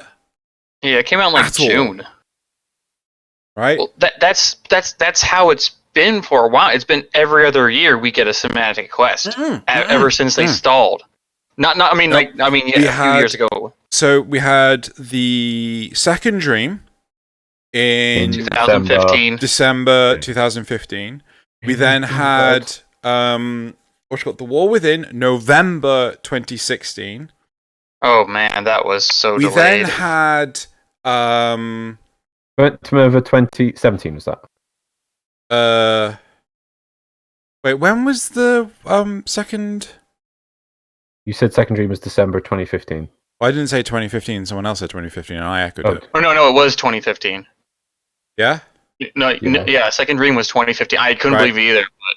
Yeah. So, War Within was 11 months afterwards. Yep. And the Sacrifice was 18 months after that. When was... See, I don't know. I consider like Chains of Harrow to be a semi-cinematic quest. No, I don't. It's not like the old quests we used to get. No, what about? Do you consider Chimera anything? No, it's a stopgap. It's like the quest to do. Yeah, it's a filler quest, just like the one to rebuild your railjack, just like the event that was rebuilding a Strata Relay. Yeah, that's just a filler. It's just a filler, right? It's. Oh, we've introduced a new character to your franchise. Don't worry, they'll be dead by the end of this arc because they're not canon. What's that for? Oh, animes and things like that. Yeah, honestly, sorry to veer off a little quick, but I've been disappointed in like events ever since after like the Tube Men event, like Regal's tier Tube Men. Yeah. All the events after them have been really lackluster, and just I don't feel like they put it as much passion and love into it as the older ones. Did you play Gravidius? Oh yeah, I love Gravidius. The only thing that that got tiresome in Gravidius was that, remember, it had the old vision system was you had to do the same mission 5 times, and it didn't change. If it was exterminate, it stayed exterminate. Yeah. Yeah. Obviously, though, it was forgivable because it was the first time we'd seen that map, and even doing the map. But I love you playing, and then like you have Sargus Ruck, yelling in your ear like, "Oh, you are not honorable, Tano," and then like Alad V. It felt like it was very lore rich to me, and it felt like you were just part of like the world, and I don't feel like that anymore. Yeah, it's the same thing a bit to a lesser extent, but still the same sort of thing with the Tube Men event. That they gave the players the ownership of the event. Which side was going to be chosen was down to the players, And so it made the event feel more real because it was people working against people with no clear side who was going to win. It felt more like an active event.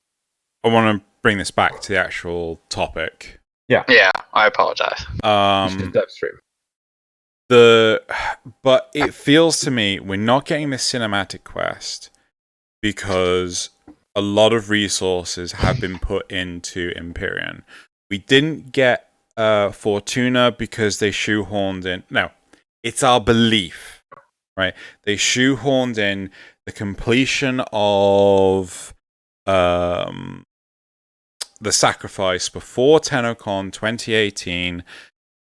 That is, in theory, in my theory, the reason why Fortuna was delayed, because we went to go see it in March of that year, and then all of a sudden there was none till I think it was November. Yeah. No, they obviously showed it off at TennoCon. Yeah, no, they did show it off at TennoCon, released, but it didn't get released until November, first week of November. Right? And you know, we had the teaser of New War 2018. We then had a glimpse of New War in 2019, and now we're still not getting it. And this has very much upset me, especially when we look at how much effort they're putting into Empyrean. I think they're lining up to do a release of Empyrean, what we saw at the dev stream, before Christmas. I genuinely think that's what they're planning on doing. And I can see so many things that this is going to go wrong. Like the lack of communication ability within the game to direct people on how, you know, you are the. Yeah, I'm a bit surprised by it. I wasn't actually watching it, I was mainly just listening to it, but it looked like they were showing basically the combat section of the Railjack is what we're getting. Yeah. But they must be really confident in the stability of what's there and things. I do know they even had some minor UI bugs and things while they're showing that. Because it seems, my opinion over the years is that January is a very dead month. February as well. Yeah, and until February, it's like January seems to be like they don't seem to do anything. They bunker up and they don't really say much, really. We'll have a dev stream where it's like outlining the year or whatever, and then there'll be no big release. And we won't really get a big release properly till the end of February. So it just seems maybe they're going to use that time to actually work on the feedback and improve over the system. But it seems really weird to release, unless it's in a good state, over Christmas. And if it's bad, or it's buggy, it's Going back to what we have said about the Kuva liches, the death of your player character feels very punishing for something that you are attempting to solve, right? No, you failed. No, okay, fine. No, you are attempting to solve and you fail. And they, you know... you failed. You failed! Oh god, this feels so much like a rant. When Steve said that he had never seen anyone complain about the death, the way you die, I was just like, I'm sorry. He seemed almost confused. Like, that's not the feedback I've seen. It's like, no, it's all over Twitter. No content creator has actually liked the way we die. Right? There might be some people that are impartial, but no one likes the way we die, and everyone wants a better death mechanic. You know, everyone on the forums, everyone on Reddit, no one likes the fact that we are so brutally punished. Right? Like, it would be better if that, even if it was that there was, as soon as it went into the down state, and the time would reduce based on how later, the closer it is. If when the first time it goes down, you have 10 seconds to go to get it, and if you miss that time second window, then it slams you into the ground, at least they'll be like, oh yeah, I screwed up. I didn't get that quick enough. That makes sense. But literally it's just, well, I guess I'll give this a go. I died. Well, I'd like that. I also would like it. Like, so there's variations. Just add in variations. So, one, you kill it. You have failed to kill me properly. I'll be back. Skeletor laugh. 2, it kills you like it does currently. 3, the thing that Loz just said, the 10-second window of opportunity to, like, I don't know, get away or something. Right? 4, what, Hey, I'd take a quick time event, to be honest. Sure. What Ruth has said earlier in the episode. 5. This is the one I thought of during this episode. Why don't you have it so that the Kuva Lich explodes, taking you out with it? Does he rain Kuva though? Huh? No, but no one wants that. No, it does not make any thematic sense. Yeah, it doesn't make thematic sense. And they're just like, hey, you have some Kuva now, shut up. And we're like, we didn't ask. She's like, holding Kuva. Once the player base are like, we didn't ask for this. Actually, do you know what I would like? I would like a Riven Shard. Okay. Yeah? Or make it to where players have to carry a bucket. When it blows up, they can catch the Kuva in the bucket. The only thing I would say with Riven Shard is there'd have to be a cap on it. You wouldn't want people to use that as an exploitive method of farming. Well, see, Riven Shards. Oh, okay. Well, you can only make 1 Riven per week with Paladino. Yeah. Yes, but I could stack up a billion shards by just not changing. But you can only still make 52 a year.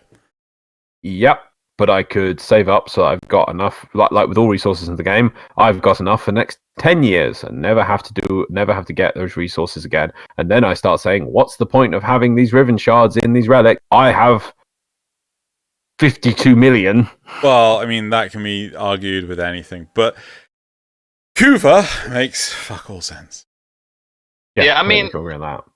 But at the same time, it's like, I'm sorry, I understand, like, it's like Warframe has the care and the stick mentality, but it's like, when you kill it in wrong, do you really need to always get something? Like, if you killed it wrong, why do I need to get rewarded? Well, no, it's because because we're not thinking about the logic here. We're looking at it now as the complete thing. What it was is everyone didn't like that it killed you, and it didn't make sense, and it was grindy, and you felt bad. So they're like, here, have a reward for losing. Oh yeah, I know, I get it. I understand why they have it now. Oh, it killed you and it ran off, but you don't have it because it's like going up to a slot machine.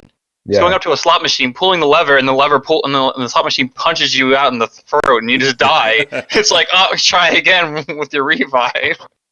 So, and honestly, that's like how Rivens feel to me, to be honest, because Rivens are just a giant slot machine mechanic in the game, which I dislike. So going back to the dev stream, I dislike the fact that Kuva Liches came out a couple of weeks ago. Is it 2 weeks? No, probably about a month now. 4 weeks ago, something like that. It's on consoles. It's over a month. Yeah. Sure. I'll get the date. Anyway, so it's been out for over a month. Yet they're full steam ahead with Empyrean, and they have said that they will not look to change anything with the Liches until next year. And it's just like, I would much rather additions and changes to the Lich system to have over Christmas than the combat system, than Railjack, right? Because I know Railjack will not be a complete system over the course of Christmas. Old Blood was October 31st. Yeah. Oh. Well, the issue is that I hate to be the Debbie Downer, but this is a reoccurring trend with DE does. They work on it for about a month or so, and then they put it away, and they work on the next thing, and then 2 years down the line, they come back to it again. They've done that with so much of their content.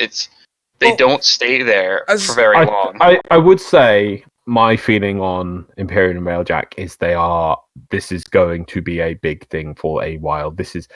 I think obviously there was scope creep. I do think there was massive scope creep on it and a lot more problems they have with it. And now they have the sort of the bare bones platform ready to play with, and they're going to get out to players, get feedback, improve it. But I think they are going to expand on this because this glues Arcwing to basic combat in a very balanced, and I hope balanced way. No, it doesn't. Right? Did you not see the stream? Right? No, I didn't see. I heard. Right. All Rebecca did with, or Sheldon did with Arcwing was it was used to get from A to B. To B. Right? Like, you saw her with a Phaedra firing at any of the ships. It did nothing. Right? It's just like, we're back to the same problem. We're not treating Arcwing as a cool platform. A weapons platform is just a jetpack. Right? Yeah, I don't want it to be just jetpack. I mean, my plane's with a jetpack, but it's really more like, hey, it moves you around as you just destroy everything. Not just it moves you from A to B and then you destroy everything on foot. Yeah. Like, or in ship. Yeah. Yeah, I mean, okay. Well, we'll see. We'll see how it is. But maybe the changes can be made. But yeah, okay. But at least it is makes more sense for it to be the method of movement in this thing. At least it is a closer, not complete, not balanced then, but it is a more complete system where at least is a sensible part instead of a silly add-on that doesn't get used, and at least thematically fits. And I hope they're going to develop this as their now complete developmental platform package, and we will get many iterations of it as they expand it. I would hope. I mean, I really agree with Xeno, especially with the Arcwing cannon, which was as cool as it was. Like, Rebecca just shot Sheldon into the ship, and I was like, oh, that was really cool. But then I realized, like, wait, you technically, do you really need an Arcwing to do that? I mean, other than like giving you, I don't know, like protection or something. Like, she could have just shot Sheldon in his Warframe and just into the ship. You didn't need an Arcwing for that. You could have just had teleporters. You know, take down the shield. Too. Yeah, take down the shields of the enemy ship, and then you can use beaming technology where you beam the other player to the enemy ship. Like, so what I was thinking, Xeno, was about Battlefront, Star Wars Battlefront 2. Remember how you had to get into the TIE fighters and the TIE bombers and all that stuff and destroy the outside parts of the ship? Right. Like, or you could do something like that, or hey, a railjack. Well, your railjacks, like they're having some special pod is clamping onto your railjack and it's draining power or something, and you gotta like actually fly on your Arcwing and destroy it. You can't destroy it from the inside of your railjack. They can make situations where you need to be in your Arcwing, but it just felt like your Arcwing shoots you from A to B. You're there, you get off, you shoot. I mean, also that ship that they infiltrated was really small. Like, it was like maybe 2 tile sets, like, or 3. I feel that it felt like 3. Like, I feel like such a skeptic, a doomsayer. I don't like saying this, but what this is maybe one of the first times I've ever felt this way. What I saw during the dev stream, I seriously didn't like. I didn't like hearing any of it. Like, typically there is always something I can latch onto and say, oh, well, at least there's this, right? I don't like the fact that the new War cinematic quest isn't happening this side of Christmas. I don't like the fact that a lot of the focus has been pushed on to Empyrean. I don't like the fact that it doesn't seem to be fully fleshed out. I mean, they had... it was, I want to say Trevor. I'm tired at this point. It's gone midnight. They had Trevor, Megan, You've turned Sheldon, into a pumpkin, and Rebecca doing this. Megan and the other person, I believe Trevor, could not talk to Sheldon and Rebecca in any capacity. Right? The only reason why Sheldon and Rebecca were able to communicate was they were in the same physical room. Right? And it just felt like there's a huge communication barrier that's going to slam really hard into this. Right?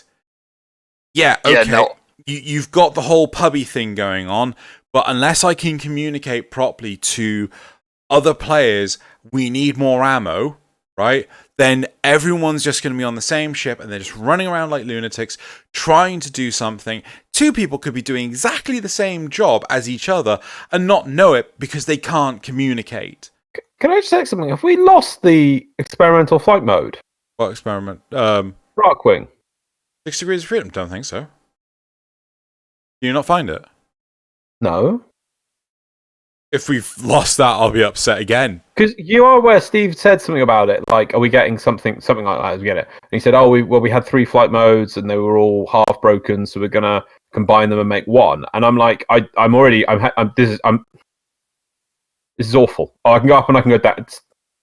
I mean, I don't mind. I can get past. I thought I'd give it a go while we're talking about it, see how it's going. I can get by the loss of momentum. I can live with it. I don't find it too much of a problem. Oh, the inertia. Stop.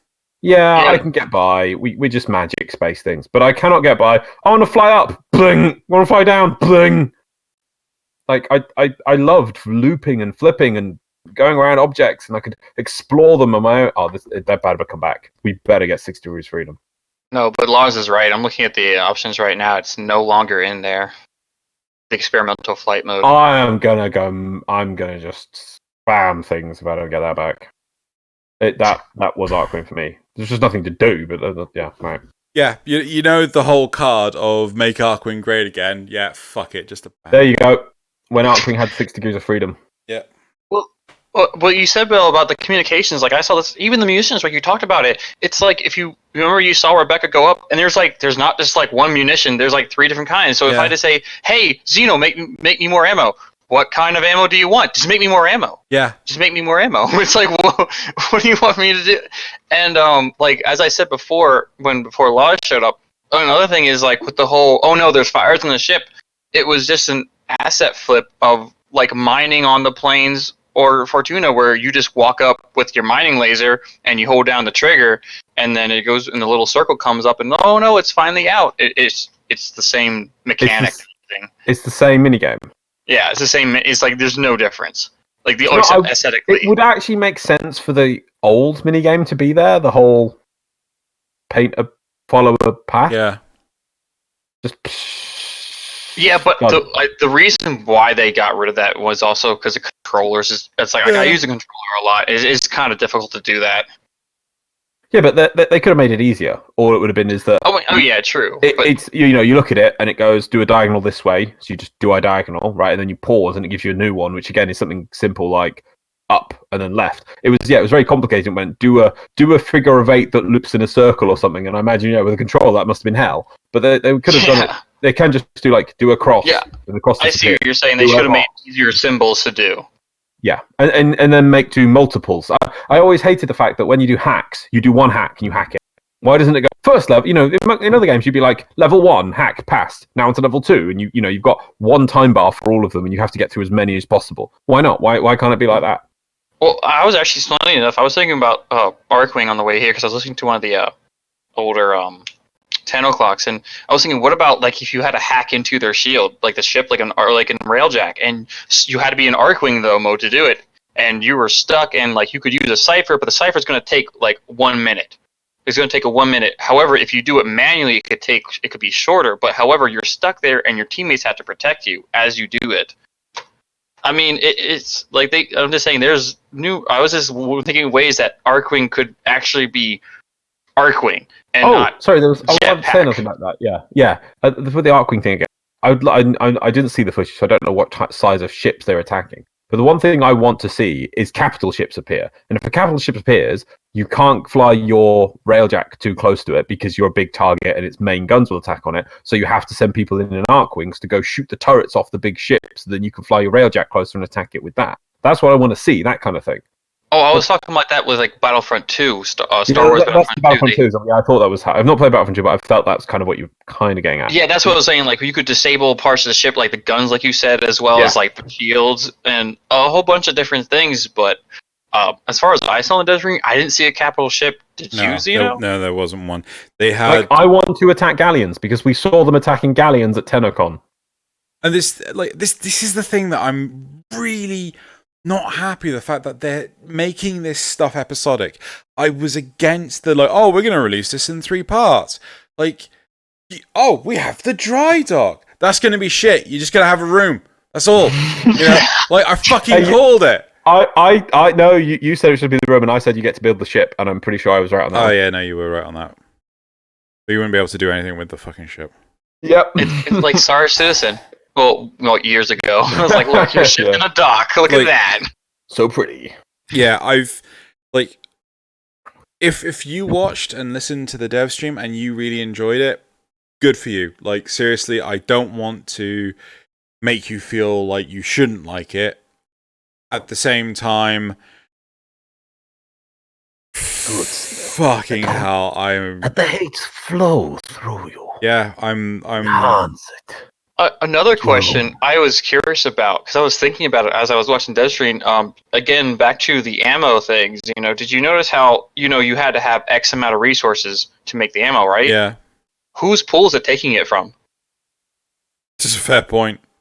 Is it the guy who owns a railjack? Is it like, I'm gonna take my railjack out, I'm gonna do a mission, some pubs join, and they just go, I really want to be safe, and I want to be like Smokey the Bear and fight fires, and this makes a bunch of the ammo to like prepare, like take out fires. I'm just like, I need ammo to shoot things down. Oh, well, I can take out fires. You had 13 million credits? Oh, well, I kind of spent them all on fire extinguishers. Hey, all the cubic diodes you like farmed up, yeah, I just spent them all on fire extinguishers. It's a hobby of mine. I don't see how they're... and then that also brings me worry into the whole squad link system. Like, I hope they're not doing the whole thing with go to your gear slot and put this down, because that can't survive. That's so dumb. It cannot survive. It's like I would have much preferred it if they'd introduced squad link ahead of railjack. That would make sense to me. Yeah, with non-railjack stuff. Yeah, yes, that would have been cool. Yeah, non-railjack stuff. Like, I just... It feels like, we can't really address any of these problems until the full railjack experience has been released. I'm like, well, don't release it in parts then! Like, you are shooting yourself in the foot. People are not going to like this. The fact that I go do Kuva missions and there are not complete squads is an indication to me. I said this twice now, and it's the same missions, same bit of footage, where there is one complete squad. It's the irony. Anyway, but the fact that people have already stopped doing Kuva liches, we're going to have exactly the same problem, if not worse, with railjack, because people are not going to be able to... This is a coordinated thing. They even described it as they are focusing on the co-op side of it, not the solo side of it. And if they're doing that, there needs to be a way to communicate. Oh, but you can go on the map and you can ping things. Cool, right. So I'll ping the resources. Then what? What the fuck do you want to do then? There is the voice comms. No one uses it. I don't know why this is a problem. You are aware this is basically Guns of Icarus, right? Let's be honest. Yeah, but Guns of Icarus, we used voice chat for. And there's text chat. You can type things in. There's also voice chat in game too. Yeah, there is. See, I've played some Guns of Icarus games where people use the in-game voice chat and they use the in-game chat, and I know what you mean, but I don't. I think the best way of doing it is to give it to the players. Let the players may come up with an intuitive system. You never know. Where this is why it's interesting to give things to the players. This is how you get, like, World of Warcraft had its own language. LFM 5 DPS for Ubers. Yeah. No one's gonna know what that means, but the players invented a language to summarize what they need. You might go like, need ammo, need black ammo, 3 blocks. I have no idea what that means right now, but I might know that that's the explosive incendiary ammo, and I need to build it 3 times. Right? I can glance it, pick it up, bam, gone. And then, the players can invent those things. Or once the players have got a thing, we can then see where the problem is. Why is it hard for players to communicate? And then give them a solution for it. I think they basically built a whole new game here. The problem I see with Warframe, for Warframe, is that the players, like, DE has built this self-image of, we've done half a product and we abandon it, right? Because the player base does not engage with it. Well, it's because you've built half a product. No. I think it's more complex than that. Is the player base do engage with it? Yeah. Eat what's there really quickly because it's not a finished product. Yeah. Complain about that product not being finished, and then instead of DE adding more, they may add a bit more that's half finished now, and then while the players are playing that first bit, they add that extra bit in. E.g., Planes, and then Tridalon came out. Yeah. But by that point, then players are complaining, everything's now being added to the Planes. It's all Planes. I want to see something else. So DE then abandons it to give you the next other thing instead of finishing the original idea of what was. And I was just thinking about it. My favorite thing is Orvalis. I just feel that was promised to be so much more, and it was just what we really got was a second rep. No, even Plains had a second rep, so that's not even that special. We got the K drives, which were an incomplete thing, and we didn't even get all the bosses for it. What was the point of that? The trailer when they first showed it at TennoCon, it was making a big deal out of the whole Nefanyo's statue head base place. Yeah. That did nothing. I was hoping that would turn into something. Yeah. Well, there was supposed to be the whole thing with the orbs that smashed and the craters are still there, but they never did happened. that. Also, the one thing I love is like the caves in Orvalis. There's so much, like with the ones where he has all the Orkin tech. It's like, again, also going back to the planes. Remember the Unum? Like that was a big thing. Everyone's like, "Oh my god, Unum!" And then it just never went anywhere. It's like, oh, it's just there. Yeah. That's just the Unum. Yeah, I really loved the way they showed that, because it was like, oh, there's this tower, but hey, look at this town, look at this plains, and you're back in your mind, you're thinking, that big tower is kind of interesting. I wonder what's going to happen to that. It's clearly going to be important for the story. And then the story's like, oh, the Unum this, oh, the Unum that's going to be, oh man, it's going to be really cool in this tower. And yeah, we're going over there now to that planet. But the tower, it was like really subtly weaved in, and it was like. Yeah, I honestly thought like the that second top layer in Cetus, like I thought like a bridge would extend from that to the tower, and that would or something to get into there, and then like I was hoping that would be like so cool, and then it's like it's just the Unum, it's just over there in the water. Yeah, looking pretty. Could you imagine, like you say, I like the idea of like a bridge building. Could you imagine if they made it a community event, so we all have to submit X many, not girders, but like X many fish. Girders. More girders, and we have to build girders. And we have to hunt so many animals, we have to kill so much Grineer, we have to do so many rocks, things. Find so many rocks, yes. And an event could come up where it's like the Grineer are now trying to destroy your bridge, so everyone has to come up and start like defending the bridge or something. They have augmers, and they're trying to bomb them.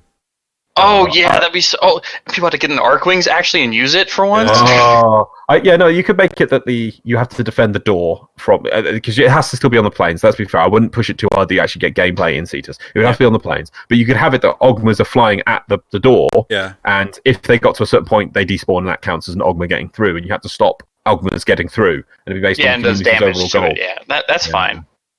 Yeah, but it could be cool. You do get what I mean. Like it's like.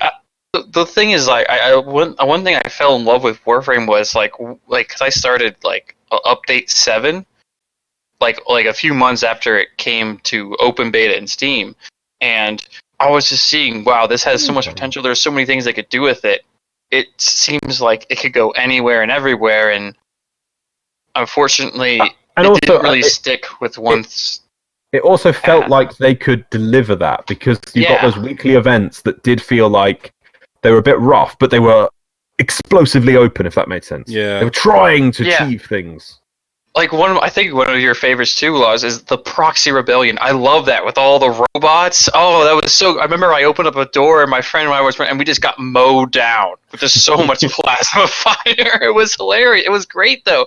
But like those are so rare. Like once in a blue moon, they seem to pop up. It's like, what happened to when they showed it? Like I think it was like once a month or every 2 months that they would have one of those tactical alerts. Or I remember. Do you remember the one with when Darvo's like, I need help from a certain person? Later, you find out the stalker disappears. You're like, what are you doing here? It just kills you. Yeah.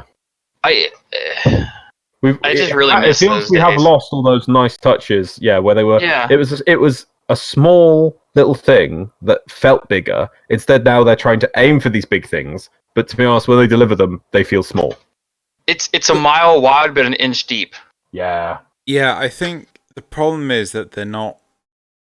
I think it would be nicer for us if they were to reuse assets in various different places in different ways to get the results that make it feel more like a bigger, more expansive world, right? Because as it feels right now, it's just like tacking on more stuff. What would it really take to make Arcwing great again? Well, I know what we need. What? We need Warframe Classic. Oh God. Oh, I'm not gonna lie. I honestly thought about that. Because I was just like, I kind of want to go back to the old parkour system. Because look, bullet jumping is great and all, but at the same time, like the new parkour really trivializes a lot of combat because you don't need to fight people. But that's because all the maps and things, quite a lot of them, like the Void, was designed on the original movement system, which was now we have a movement system which hasn't really been given stuff that really tests it because it can go really far. Yeah. And yet we still have all these old maps which are now completely. It's like, oh look, here's the thing you have to parkour. And like, I could get a 5-year-old to trivialize this with this movement system because it's so powerful compared to what you're trying to get me to be tested with. Like, when you had to wall run and you could only climb up a wall so far. Remember the exit tile on the Void? Yes. You mean the elevator? No. It was a raised platform. Yeah, you jump over the platform and then you had to be very clever on how you could get back because some frames couldn't wall run high enough. Like Frost was one of them to get back up. So what you would have to do is you'd have to wall run up a pole, a light next to it, and then jump over. Yeah. But then that was we can't have people getting confused, so we just took it away and put it in a ramp. Oh, and then they took away the parkour rooms entirely, right? Luckily they what? Yeah, no. You remember the hidden parkour secret rooms in the Void? No, they still have those. No, but they brought them back. Oh, there was a time when they were gone. Yeah. Oh, yeah, that's right. No, they did take them away. I forgot. They took them away entirely, and then they brought them back.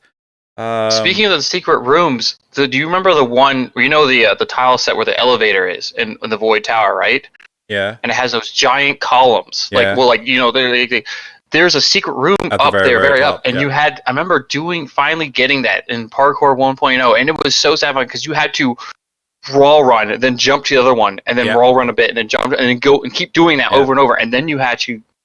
Oh man, that was so satisfying when I finally got to it. Now I can just bullet jump my way to or honestly wall run straight up to it like nothing. It is kind of a bit saddening to see that. I'm thinking update 12. Give me the game update 12 and then leave it alone.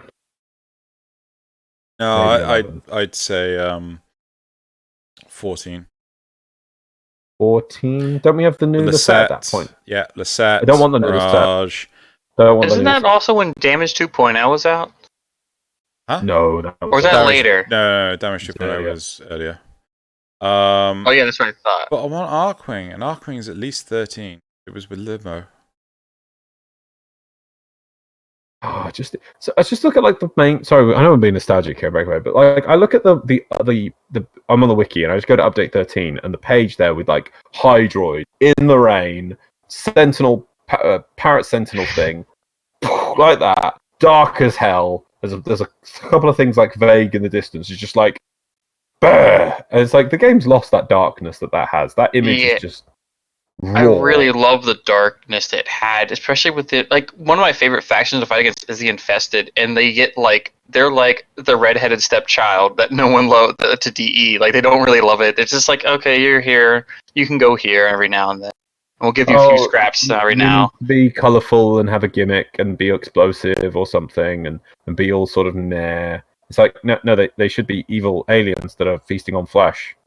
Oh yeah, a parasite, a horrible disease that's going out of control and taking the solar system. But it's everyone's just don't care. Whatever. Someone else will take care of it, or it'll kill itself out. Mm. And the new threat is sentience. If we ever get it. Oh, do you guys remember the Tomb of Sentience, where it's it was the series tile set? You start outside, and it's raining all around. It's on that circle, and you're about to go inside, and then you hear this wailing cry, and you look up, and it had Valkyrie and Excalibur look up, and then you just saw the eyes, it starts descending, and then that looks like smaller drop vessel ones came up, and they had all the Battalists and the Conquilus on its sides, and they drop off and far, and they're this is gonna come out, and it never did. Yeah.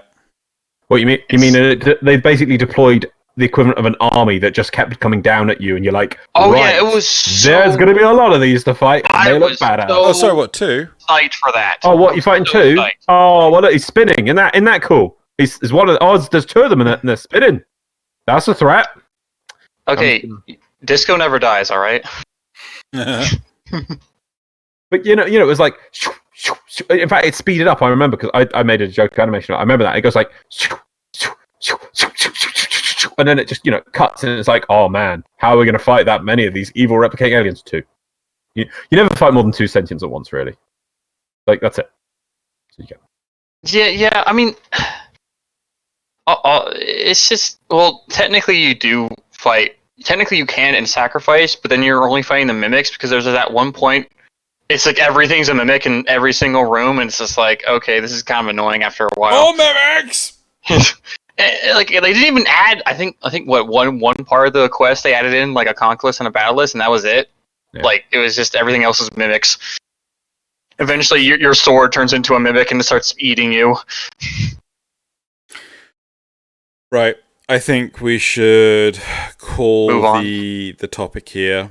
Well, no, we just to point out other things. Let's have a look. We didn't. So you talked about the communication system.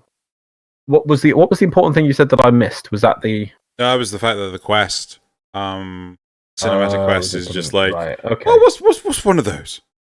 Right.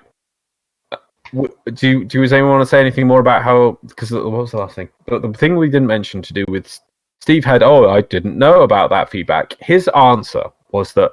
Like, when you failed, I'm like, I didn't fail. I just tried, and your stupid system said that wasn't the right one. I had no way of guessing. And he said, the other point he said was that it was cool that sometimes you'd fight an enemy that would beat you up. I think. Something along those lines. And are we really happy with that as an acceptable answer? I honestly was so disgusted by every part of his answer for feedback. And I've never felt... I was literally standing in a corridor waiting for a lift, and I have never... laughed out loud in frustration before, but I did really, really loudly, and I couldn't stop myself because I felt his answer was just so disrespectful, or I didn't even understand what people, from what they showed originally to what they've given us, and his explanation for why this is a good thing, which didn't feel like as if oh yeah, it makes you feel cool. Look, the enemy beats you up. I'm like, no, it doesn't. Again, slot machine that you pulled and you lost, and it punches you. Kicks you. Kicks you and just kills you. And seeing as it's not beating me up, the thing got me is it's not beating me up because of its clever, intelligent design, or that it is more powerful than me, or whatever. Yeah. No, it's literally a scripted event. I've pushed a button and it beats me up. No. It's like you could either beat it, or it can beat you. It's trial and error. Oh yes, yeah. But I meant the way he was making it, I think it was more. He was pointing more the thematic style of thing, that this enemy can beat you up, and they'd made these cool animations, and then this is how they chose to apply them. That it's just in a cutscene because I pushed a button and it's like you die now. I just felt it's such a disconnect for like. There was that time he said that we're not making a spreadsheet, we're making a video game, and this feels like he's completely stepped away from that on this instance. I can understand if he said, this is how it is now. We're gonna have a think about it. I can't promise anything soon, but I'm gonna. This is really interesting. I don't know about this. I'm gonna look at the feedback. I'll be listening. I'll be asking on Twitter, and I'll take it all in. But I'm sorry to say we can't really work on that right now because we're focusing so much on this. But it will be addressed in the future. Maybe especially because don't forget we've got these other versions of the Couvers coming in, probably for the Corpus, maybe infested. So when we come around to that, and we're gonna come back around to it. We can look at it then. So I understand that people have a problem with it now. Accept if it is now, and we just have to live with it for a bit. But I promise you, this is always going to be in my mind, and I'll deal with it in the future. If he said something like that, I'd be like, "That's Steve. That's Steve. That is that there. That's pure Steve. He's got your back. He knows. Instead, it was like, nah, this is cool. It beats you up because you failed. Isn't that fun? And you feel it because it beat you up. That's game design. Isn't it even worse because you technically double fail, because not only do you die, it also levels up, so it's even stronger the next time. And it's just sense. And you suck the resource. You suck the resource that it is supposed to be thematically empowering it out of it, and it got stronger from you doing that as well. I guess it lost Kuva, but it's now stronger, even though it was spiked with Kuva. Let's right. So I think this is the third time we've talked about this. I know, but I wanted to address that last bit. Do you not feel about the bit? I do. Right. So just. I am wondering how he has not seen that feedback, but regardless of that, right. Other bits then. Sorry. Okay, moving on to it. So, did we feel? Because obviously, there was one thing we haven't said that they have. I do feel there's more points we haven't gone over, and time isn't. Oh, it's a bit long. I know you're dying because you normally are. last thing I want to say is they did make some changes to the way the Railjack is powered. There's none of that power controlling facilities where you turn modules on and off.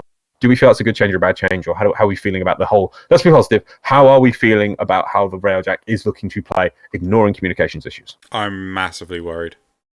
It seems like there's a lot of stuff they cut out or just changed it to be really simplified. Because I'm sorry again, Xeno. I don't remember seeing them really messing with the systems that much, other than I press a button and it does something. Not like, oh, I need more power to the shield or something. I mean, I heard. I think that's gone. That's gone. Right? Yeah. That's what I thought. It's like, oh, we're adding in a whole new mod system for Empyrean. Yeah. Yeah, I didn't understand that. You got like a skill level or something? Yeah. Well, they're going to have... So your abilities... So certain things will be locked behind the level of... Basically, it's like, you got a talent tree. It's just a fucking talent tree system. With an experience system. The more I play it, the more I get more? I remember they all... No, you have to spend the talents in the thing that you want. Right, but do I have to unlock the talent points for the system? Or do I log in and go, right, I want to be a gunner, and I shove all my points into gunner right at the start, and max out gunner, and that's it? Or do I have to learn to be a gunner? I think you have to earn to be a gunner. Right. I think you earn talent points, and then you can put the talent point where you want. Right. It's more like you're diverting power to everything, really. Like, how much do you want this to be? How strong do you want this to be, if I remember correctly? It's you. They've removed that. They've removed the whole choice that this is you go into the mission with gunner skills unless you are a gunner. No, there's no more of this divert power to shields, divert power to engines, divert power to weapons. I really like that system though, but okay. That's gone. Yeah. Because like they're again with the mods, they were gonna say like you can have like a normal shield mod, but then like you can have a special one. And so, like, it may require more power, but you're going to get more, bang for your buck. Yeah. But and that's all gone. Like, so there's not even with the skill one. So from a overview analysis of Empyrean, it is just Arcwing again, focusing on co-op, and I feel it's got more limited functionality and features and things, and like I genuinely think this is gonna flop. Like I hope that's just me being pessimistic. I hope I'm wrong, but I feel this is just gonna flop. Wow. So I feel from like, if you looked at you 2 weeks ago, you were still optimistic, saying, nope, we're not getting Railjack this Christmas. We're going to get this cinematic quest, and that's going to be the lead in, and that's what we're getting. That's all we're getting. Yeah. And now you've gone from that to very pessimistic. I think from what you're saying, my feel is that they've rushed this to this part instead to be before Christmas, when this needed more work, more time, and you feel that it's too soon for this. Yeah. And it's going to be feature complete, and as always, wide as miles, but depth of an inch. Yeah. I really feel that. So, I have a question. I'm trying to remember because I was the dev stream, but they were showcasing this at combat because like there was nothing, like there was no objective what they were doing. They were just flying around. They were shooting ships or something, weren't they? They had to destroy 5 Corvette ships, and the Corvette ships were only coming in batches, so they only got 1 Corvette ship to begin with. Then they got another 2, and then they got another 2. They had to wipe out the ones that they were fighting before they could actually get any more. So it just got so boring. I guess I kind of forgot because it's exterminate mission for Railjack essentially. Yeah, that's what it sounded like. I was just listening to it, and it sounded exciting. I don't know if it looked exciting. I think they were excited.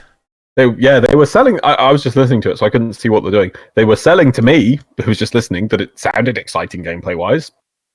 Yeah. I mean, watching it, though, so. Avara's Prime stealth looks pretty cool. It's a Galaxy. That was shiny and neat. Yeah. Okay. Right. Okay. Then fine. That's interesting. So obviously, have they said? I didn't see this. Did they say that Railjack's coming before Christmas? No, they haven't said that. Right. They said that this is what they're working on, though. But they have said that the new war isn't coming before Christmas. Yes, they have. Right. Do we know if we're getting an update before Christmas? We don't. We don't. Oh, okay. Cool. So they have strongly hinted. That's it. Oh, wow. Okay. Yeah. The confirmation. Okay. Maybe that's so. Yeah. I feel either way they play their cards. If they release it before Christmas, it's like what we saw. It's going to get a bad reception. Yeah. Or if they wait, or if they wait afterwards, which like what you guys are saying, it's not going to be till like not even for January. Like the first week of January, it's probably going to be near the end of January. People are going to be mad because I have this ship sitting in my dry dock for like almost 2 months now, doing nothing but collect dust. If someone can correct me in the comments below, I'm pretty sure we never get I'm not going to say a major patch in January. I know we never get a major big patch, but I don't think you even get... The most you get is hot fixes in January. I don't think you get a content release in January. I can't remember a single one. Yeah. Right, Neither have I. Since Cicero Crisis, which was December 2013. Yeah. Right, I cannot remember a single... content release for January. Yeah. Wait, I think was that hot fixes, maybe. Huh? Yeah. Was Cicero Crisis 2013? Cicero, yeah. It was December 2013. Wow, that's... My God, we've been playing this game so long. Yeah.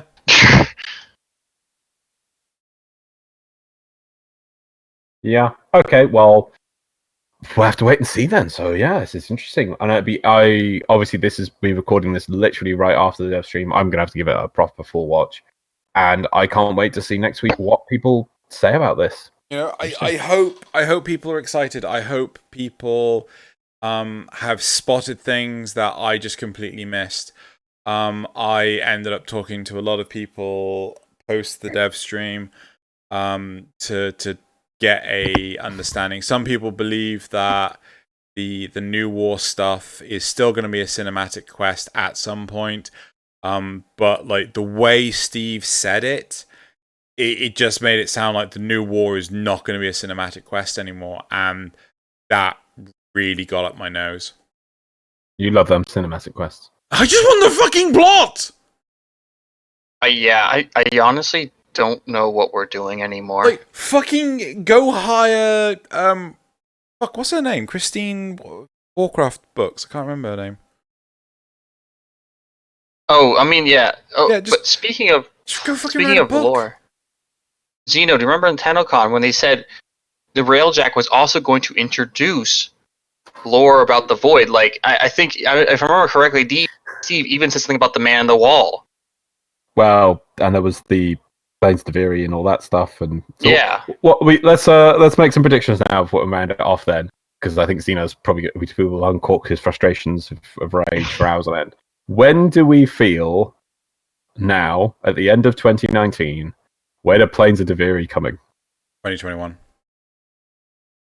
I agree with that, to be honest. Yeah. Yeah, that's probably 2021. going to happen. And honestly, I'm just tired of open worlds anyway. Yeah, it's like, I'm sorry, just don't fuck it. Like, they said that they weren't gonna announce anything new at TennoCon 2019. At the start of this year, yeah, they said that. They did, and I fucking think it's gonna be either May or June when we'll see the new war cinematic, just so that it's not there again at TennoCon.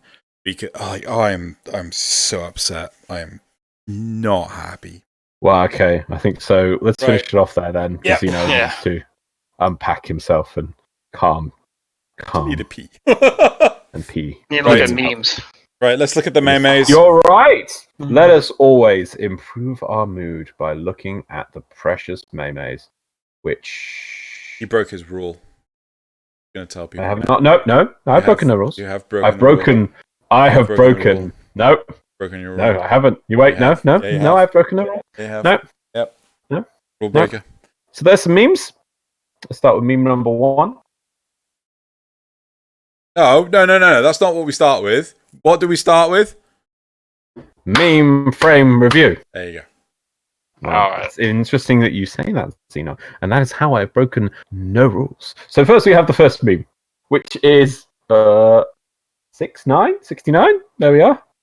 Oh. No one. Nice. Corpus writing. Who built this fence? What? I can't see the 69. No, it's called 69. As in, right. right? And then this is an actual fence that somebody's apparently put together. They have failed at putting together a fence. It now looks like corpus writing, hence the joke. Okay. Right. It's not that Hey, there's no, no, no, 69 has behind nothing there. to do with it, got it. Hey, but you can't squeeze through it. Yeah, you can't. No, but just look how much they have failed, Drew. They're just like it. I don't know what's happened there. That's just they have failed. They Looks just like got they've put creative. bars That's on all. both sides. Well, they're supposed to go. Yeah, they have actually. Yeah, they're supposed Actually, to I'm wondering if they're just leaning the bars against it. You know, that's a good They might point. be. They're not Yeah. even sequentially alternating between the things. But anyway, that's the poll I just want to put out. This is the top voted meme of the week. Apparently, Yeah. this one I didn't get. I put it next. I'm like, is this the top voted meme, guys? Okay, if you say so. Okay, number 2. Next meme. Me completes a mission in a Kuvalich controlled sector. Kuvalich. You're ugly. You're disgusting. I'm gonna kill you. Give me $200. And that is a Dr. Phil quote. Yeah.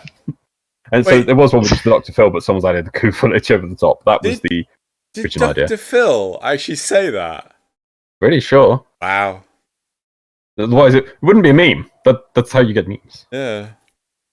Right? Some third Three. meme. So we get our new calculators Oh my in fucking school. god. We haven't had it in a while. So look at them. They come to this place when they know they are not pure. Tenno use the keys, but they are mere transgressors. Only I. It's like, Yes, What? I love Captain Vor. what device? What? At the end of the universe, the heat death universe, there will be aliens who will visit our dimension just because they're seeing the end, and there'll be a This. recording device. They're like, this is the last remnant of this universe. We will take this and remember it as the pinnacle of their work. Oh, it's a recording device. What does it play? Look at them. They come to this place where they know they are not pure. It's like, what does this mean? Moving on. Meme number Oh, 4. cool.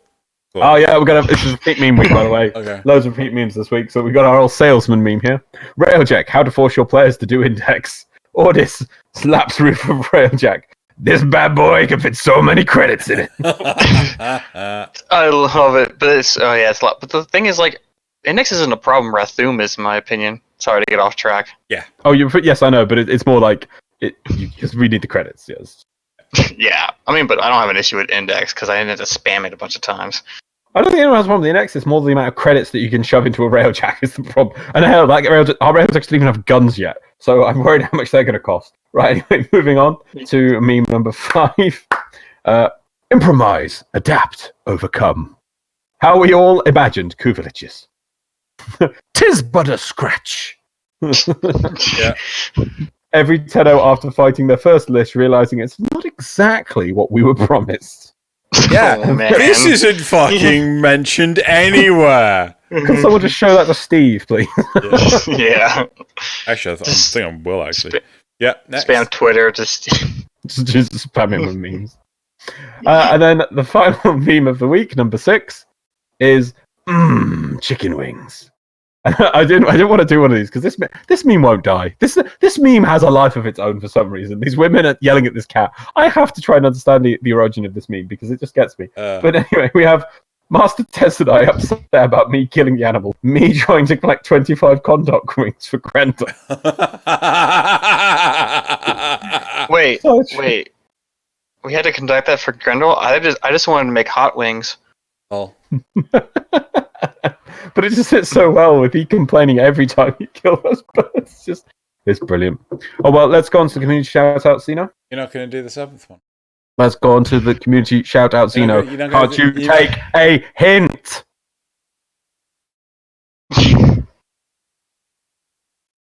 Community shout is just memes. Community shout-outs. Here we Number are. 1. Number 1, because I don't want to be shouted at again. Right. Crossover Doodles by Zilftree. So these are My Hero Academia and Warframe inspired crossovers. I've only got one on the screen, but there are 4 of them. Those are awesome. Yep. Those are... Wow. Yeah, they're pretty good. Those are really good. Mm-hmm. Wasn't there a male version of Ember? Yeah, Blaze. Yeah. Those are so good though. I love those. They are. Okay. Is that series started again yet? Yes, season 4, I think. When has it started? Not ages ago. How did I miss it? I didn't finish 3. Oh. Right. Moving on. Number 2. Right, number 2. Knife Worm by Viper Monet. Knife. You know, that could be a portrait in Warframe for real. Yeah. Yeah. The profile pic. Oh, Viper Day is always awesome. She's in my book, I think. She's in my book, right? Is the handle on the sheave really look like that? Yeah, the sheath handle does look like that. It looks I like a hope gun, she's honestly. in. I hope Viper is in your book, Loz. Okay. I swear you never write in it. I swear. I haven't I bet recently, it's empty. I bet it's empty. No. Bring it tomorrow. I want to see it. No. It's empty, isn't it?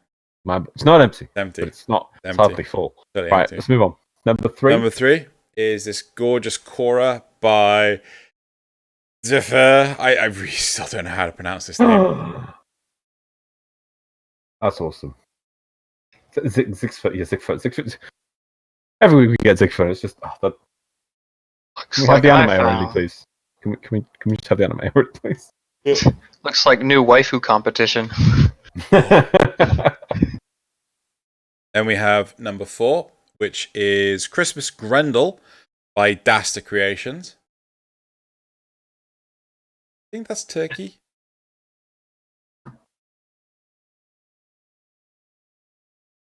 What's turkey? What he's holding. It's a bag. Other hand. The one that's behind the. I'm seeing a little girl in a Santa costume. Yeah. Scroll up. I was so Scroll confused. up. There's another image of Grendel. Oh, I see it. Yeah. Yeah. Oh. Sorry, that's the one that should have linked. Apologies. I was like, what am I not seeing? Yeah. Right. Yeah. We didn't get the other arm. Yeah. that is cool. Right. Yeah, I like that.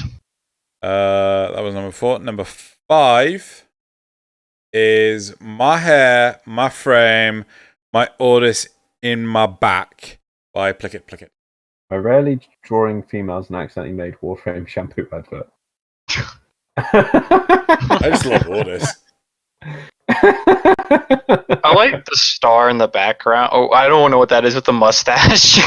That's Orders. Is that Ordis? Yeah. Like, I can't. It's got like one eye, the mustache, and then like blowing locks of hair around it. Orders. Warfade's got game. I mean, Ordis got game. What's Orders?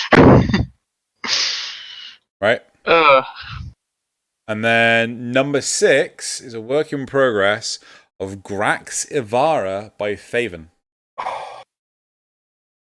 Now with extra frog. Yeah. I'm tempted. Just if we go to TennoCon and there's Faven there, I should just give him my wallet. And just go, there you go. Just take this now. It's basically yours. You just know you hold on to that. You hold on to that, sir. And Just give him access to your account so whenever it makes a new skin, just takes the money out and sends you the skin. just direct debit. Just set it up. Yeah. Right. So that is it for the community shoutouts. What's that, Xeno? That's it for. What's that roof on fire? Can you hear that? What? I can't hear anything. I can't I hear think I anything, can. so- I think you can hear it. What? What would that be? Would that be bonus meme? Oh yes, it was. What's a bonus meme? You don't. It's like bonus duck, obviously. No, you have no soul, my friend. Bonus meme. Very rare. You're just trying to justify you breaking your own rule. Just break your own rule and be done with it. It's what PewDiePie does, and then he doesn't have bonus meme, and then people moan for weeks on end, madly for bonus meme. Has anyone moaned about bonus meme here? I've never given them a bonus meme before. Right, and then now we have a bonus meme. Actually, chapter I'd be more interested to see the number of people that turn around and say never do bonus meme again. But it's from Frosthawk 2815. Fucking. I would see how many people that says never say bonus duck again. A part of me now wants to say Frostwolf loses their They don't lose a point. Yeah, You they lose a can. point. No, you Xeno can. loses a point. Right. Xeno loses a Number point. 7. Add it to the list. Xeno Fucking loses 1 point. Number 7! Oh, number 7. So we had Frosthawk 2815 that made the meme last week about having a meme and not getting noticed by Xeno and Loz. It's like, my day is ruined. I'm disappointed my day is ruined. So now they made another one of, I'm very excited now. When you make a meme for our meme frame to see it on 10 o'clock, and Loz and Xeno not only see your meme, but love it. And there we go. And it's put his own little avatar in there. I'm just so nice. And then, in both of the things on Reddit, all the Reddit people are like, what's 10 o'clock? And then they all get it wrong and say it's the website that hasn't been updated in like 2 years now. And then Frosthawk has to come and say, no, it's a podcast and it has a meme section. And they're like, oh, okay, cool. We should probably check that out. So Frosthawk, well done for taking 10 o'clock to the Reddit. Can I just say that there's no apostrophe? It's 2 separate words. What is 10 o'clock. It's 2 separate words. Moving on. Right. That's it. There we go. Bonus meme. There you go. Right. You're not getting another one. Are you? No, we're not, because the community is going to say no more. Ever. Right. Bonus. Make it a card. Oh. Do you have any card slots? It's like just bonus meme. Question. Bonus meme. And what? There's only one option, which is bonus meme. No, you can put bonus meme or bonus duck in. There you go. No, I'm not doing that. Right. Oh, damn it. Because I desperately need the toilet. Let's get on with this. Yep. Are you both ready for the quote? I am ready, good sir. Yep. Are you both ready? I can't speak for both people. I'm not. I said I am ready, good sir. Right. I'm good. Didn't know your son was a dealer. Darvo was like most corp. They look all stand up and do right until you gun them down and you find something's missing. In his case, a spine.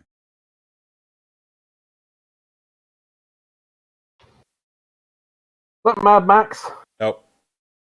Face Off. Nope. Old or new? New. Genre. Sci-fi. Real world or not world? Oh god, it's like... No, it's just not real world at all. Sci-fi. Actually, no. Sorry. It's closer to real world than something like Star Wars. Star Wars is like way out there. Exactly. So is the Earth involved? No, the Earth is not involved. The Earth's not involved, but it's not way out there. Oh god. It's not Star Wars out there. No. It's not like Total Recall or something. Yep. Total Recall involves the Earth. No. No, Total Recall's on Mars. No, wait, no, they are on Earth. What point? And we're not talking about the bullshit one, the remake. No. Is it a bullshit remake of something? No. Is it alright? Is it a good film, bad film? I liked it. I liked it a lot. Lost in Space? No. What? Oh. It's an old film. Red Dwarf Star. What? Elysium? No. Again, involves Earth! I know, it's hard. Do you want me to read it again? No. So are we dealing with in space or on a planet here? On a planet. On a planet that's not Earth. Not in our solar system. Sci-fi. New. Oh, come on. There's not that many things with that. It shouldn't be that hard. Come on. Did it come out this year? No. It came out after the year 2000. Yep. Oh. So it's a relatively new-ish film. Can we have it? Do you have the exact year? Yep. Can I have it? Are you going to look it up? Nope. Is Ruth See going my to hands, look it you up? can see me. I make no promises. You can see me, so I'm not gonna. 2013. So it is. Quite a. It does sound familiar. Oh wait, say it one more time.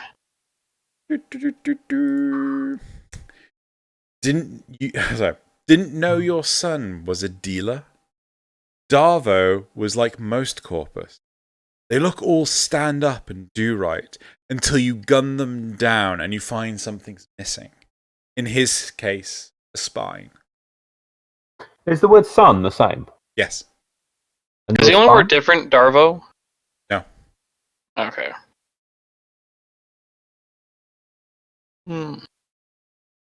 Sorry, what was your question, Loz? Sun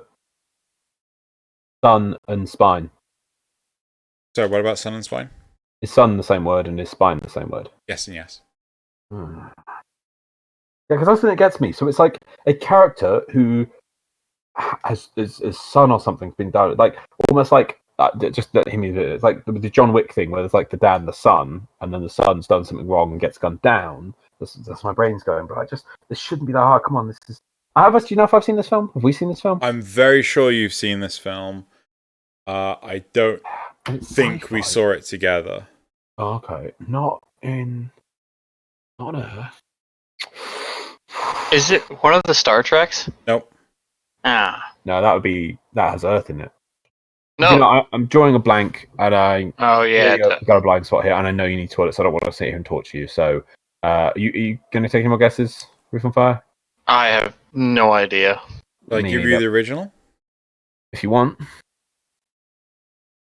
Didn't know your son was a junkie. John's was was like most mercs. They look all stand up and do right until you cut them open. Find out something's, in his case, a spine. It's a Riddick film. It is a Riddick film. Yeah, I should have forgot about that sci-fi. So it's one of the Riddick films. Oh. The third one. Yeah, it's the third one. Oh, man. Huh? It's just Riddick. Yeah, it's just Riddick. I was going to go with Riddick because you told me about that earlier, but I was like, nah. So it can't be Riddick. I actually discovered earlier, Loz. They've actually announced the fourth one. Oh, cool. Yeah. So I assume that must mean we're also getting another Fast and Furious film. We're getting another 2 Fast and the Furious films. Basically, Vin Diesel says, "I'll do this if you give me my bloody Riddick film," and then we go see all 3. To be fair, still. Yeah. I don't know how well Hobbs and Shaw did, but anyway. It did poorly. Yeah, I'm not surprised. I enjoyed it. It was all right. I mean, I'm not. You can enjoy it. I'm just saying. When you say poorly, a budget of 200 million with a box office of 758.9 million is poorly. That's not poorly. That's not poorly. That's almost I'm just saying. I heard the reviews. Oh yeah, reviews, but nobody. It's a popcorn film. I thought you were talking about the reviews, not the money. Oh hell no! Do I talk about no reviews? Yeah. Nah. What, do you have stock in that or something? What, no. Stock in reviews or in? And the money. I mean, like, I was like, what? Do you get money now that they made so much? No, it just lets me know if we're getting a sequel or not. Oh, okay. That's understandable. I just hope the answer is. For instance, you could look at I think the Terminator Dark Fate film. Ratings from critics were pretty good, and I think even like on Rotten Tomatoes, the people who did go see the film were like, "Yeah, it's all right." And I've seen some people say it's an alright film. It's nothing great, but the box office on it is abysmal. It barely made its budget back, and it's like that's it. That's not continuing again. Even though people are like, "Yeah, it's all right," and the critics are like, "Yeah, we would love this," and it's like, but it's apparently it's like, "Yeah, best," and to be honest, now that it's Disney, I mean, like, God, hopefully they would do it right. Like, honestly, I think it was like Salvation. After that, I was like, I'm kind of done with Terminator. Like, Salvation wasn't bad. I'm just like, this 3 was I don't know where it's. I've not seen good. 3. I think apparently I probably zoned them out. I thought the premise was okay, but I think it's like crammed full of jokes and things, isn't it? No, it's not just that, but it's just like, again, the whole point was that it was one timeline that was changeable, right? Yeah. Why would Skynet send a Terminator back to kill John Connor if it wouldn't have an effect? So basically with 3, they said, "Oh no, you've just delayed it," right? So killing John Connor doesn't have the immutable change that you would want. Right, so right? If you can't prevent Judgment Day, then in theory, John Connor can't stop Skynet, in theory. Yeah. So they have this again, this was the whole point I made earlier. We've gone into a fucking rant about movies now. This is the whole point I made earlier. If you make rules about time, right, fucking stick to them! Well, Planes of Devere is going to have something to do with time. Anyway, that's it for this episode. Bring it back to Warframe to finish. And, yeah, we'll end it here on a... Which one's the outro button? That one. All of them. Just all the buttons. Push any of the buttons. Just hands the shots. Just face roll. They can't see the faces anymore. Oh, no. You've stolen our faces. Yep. No!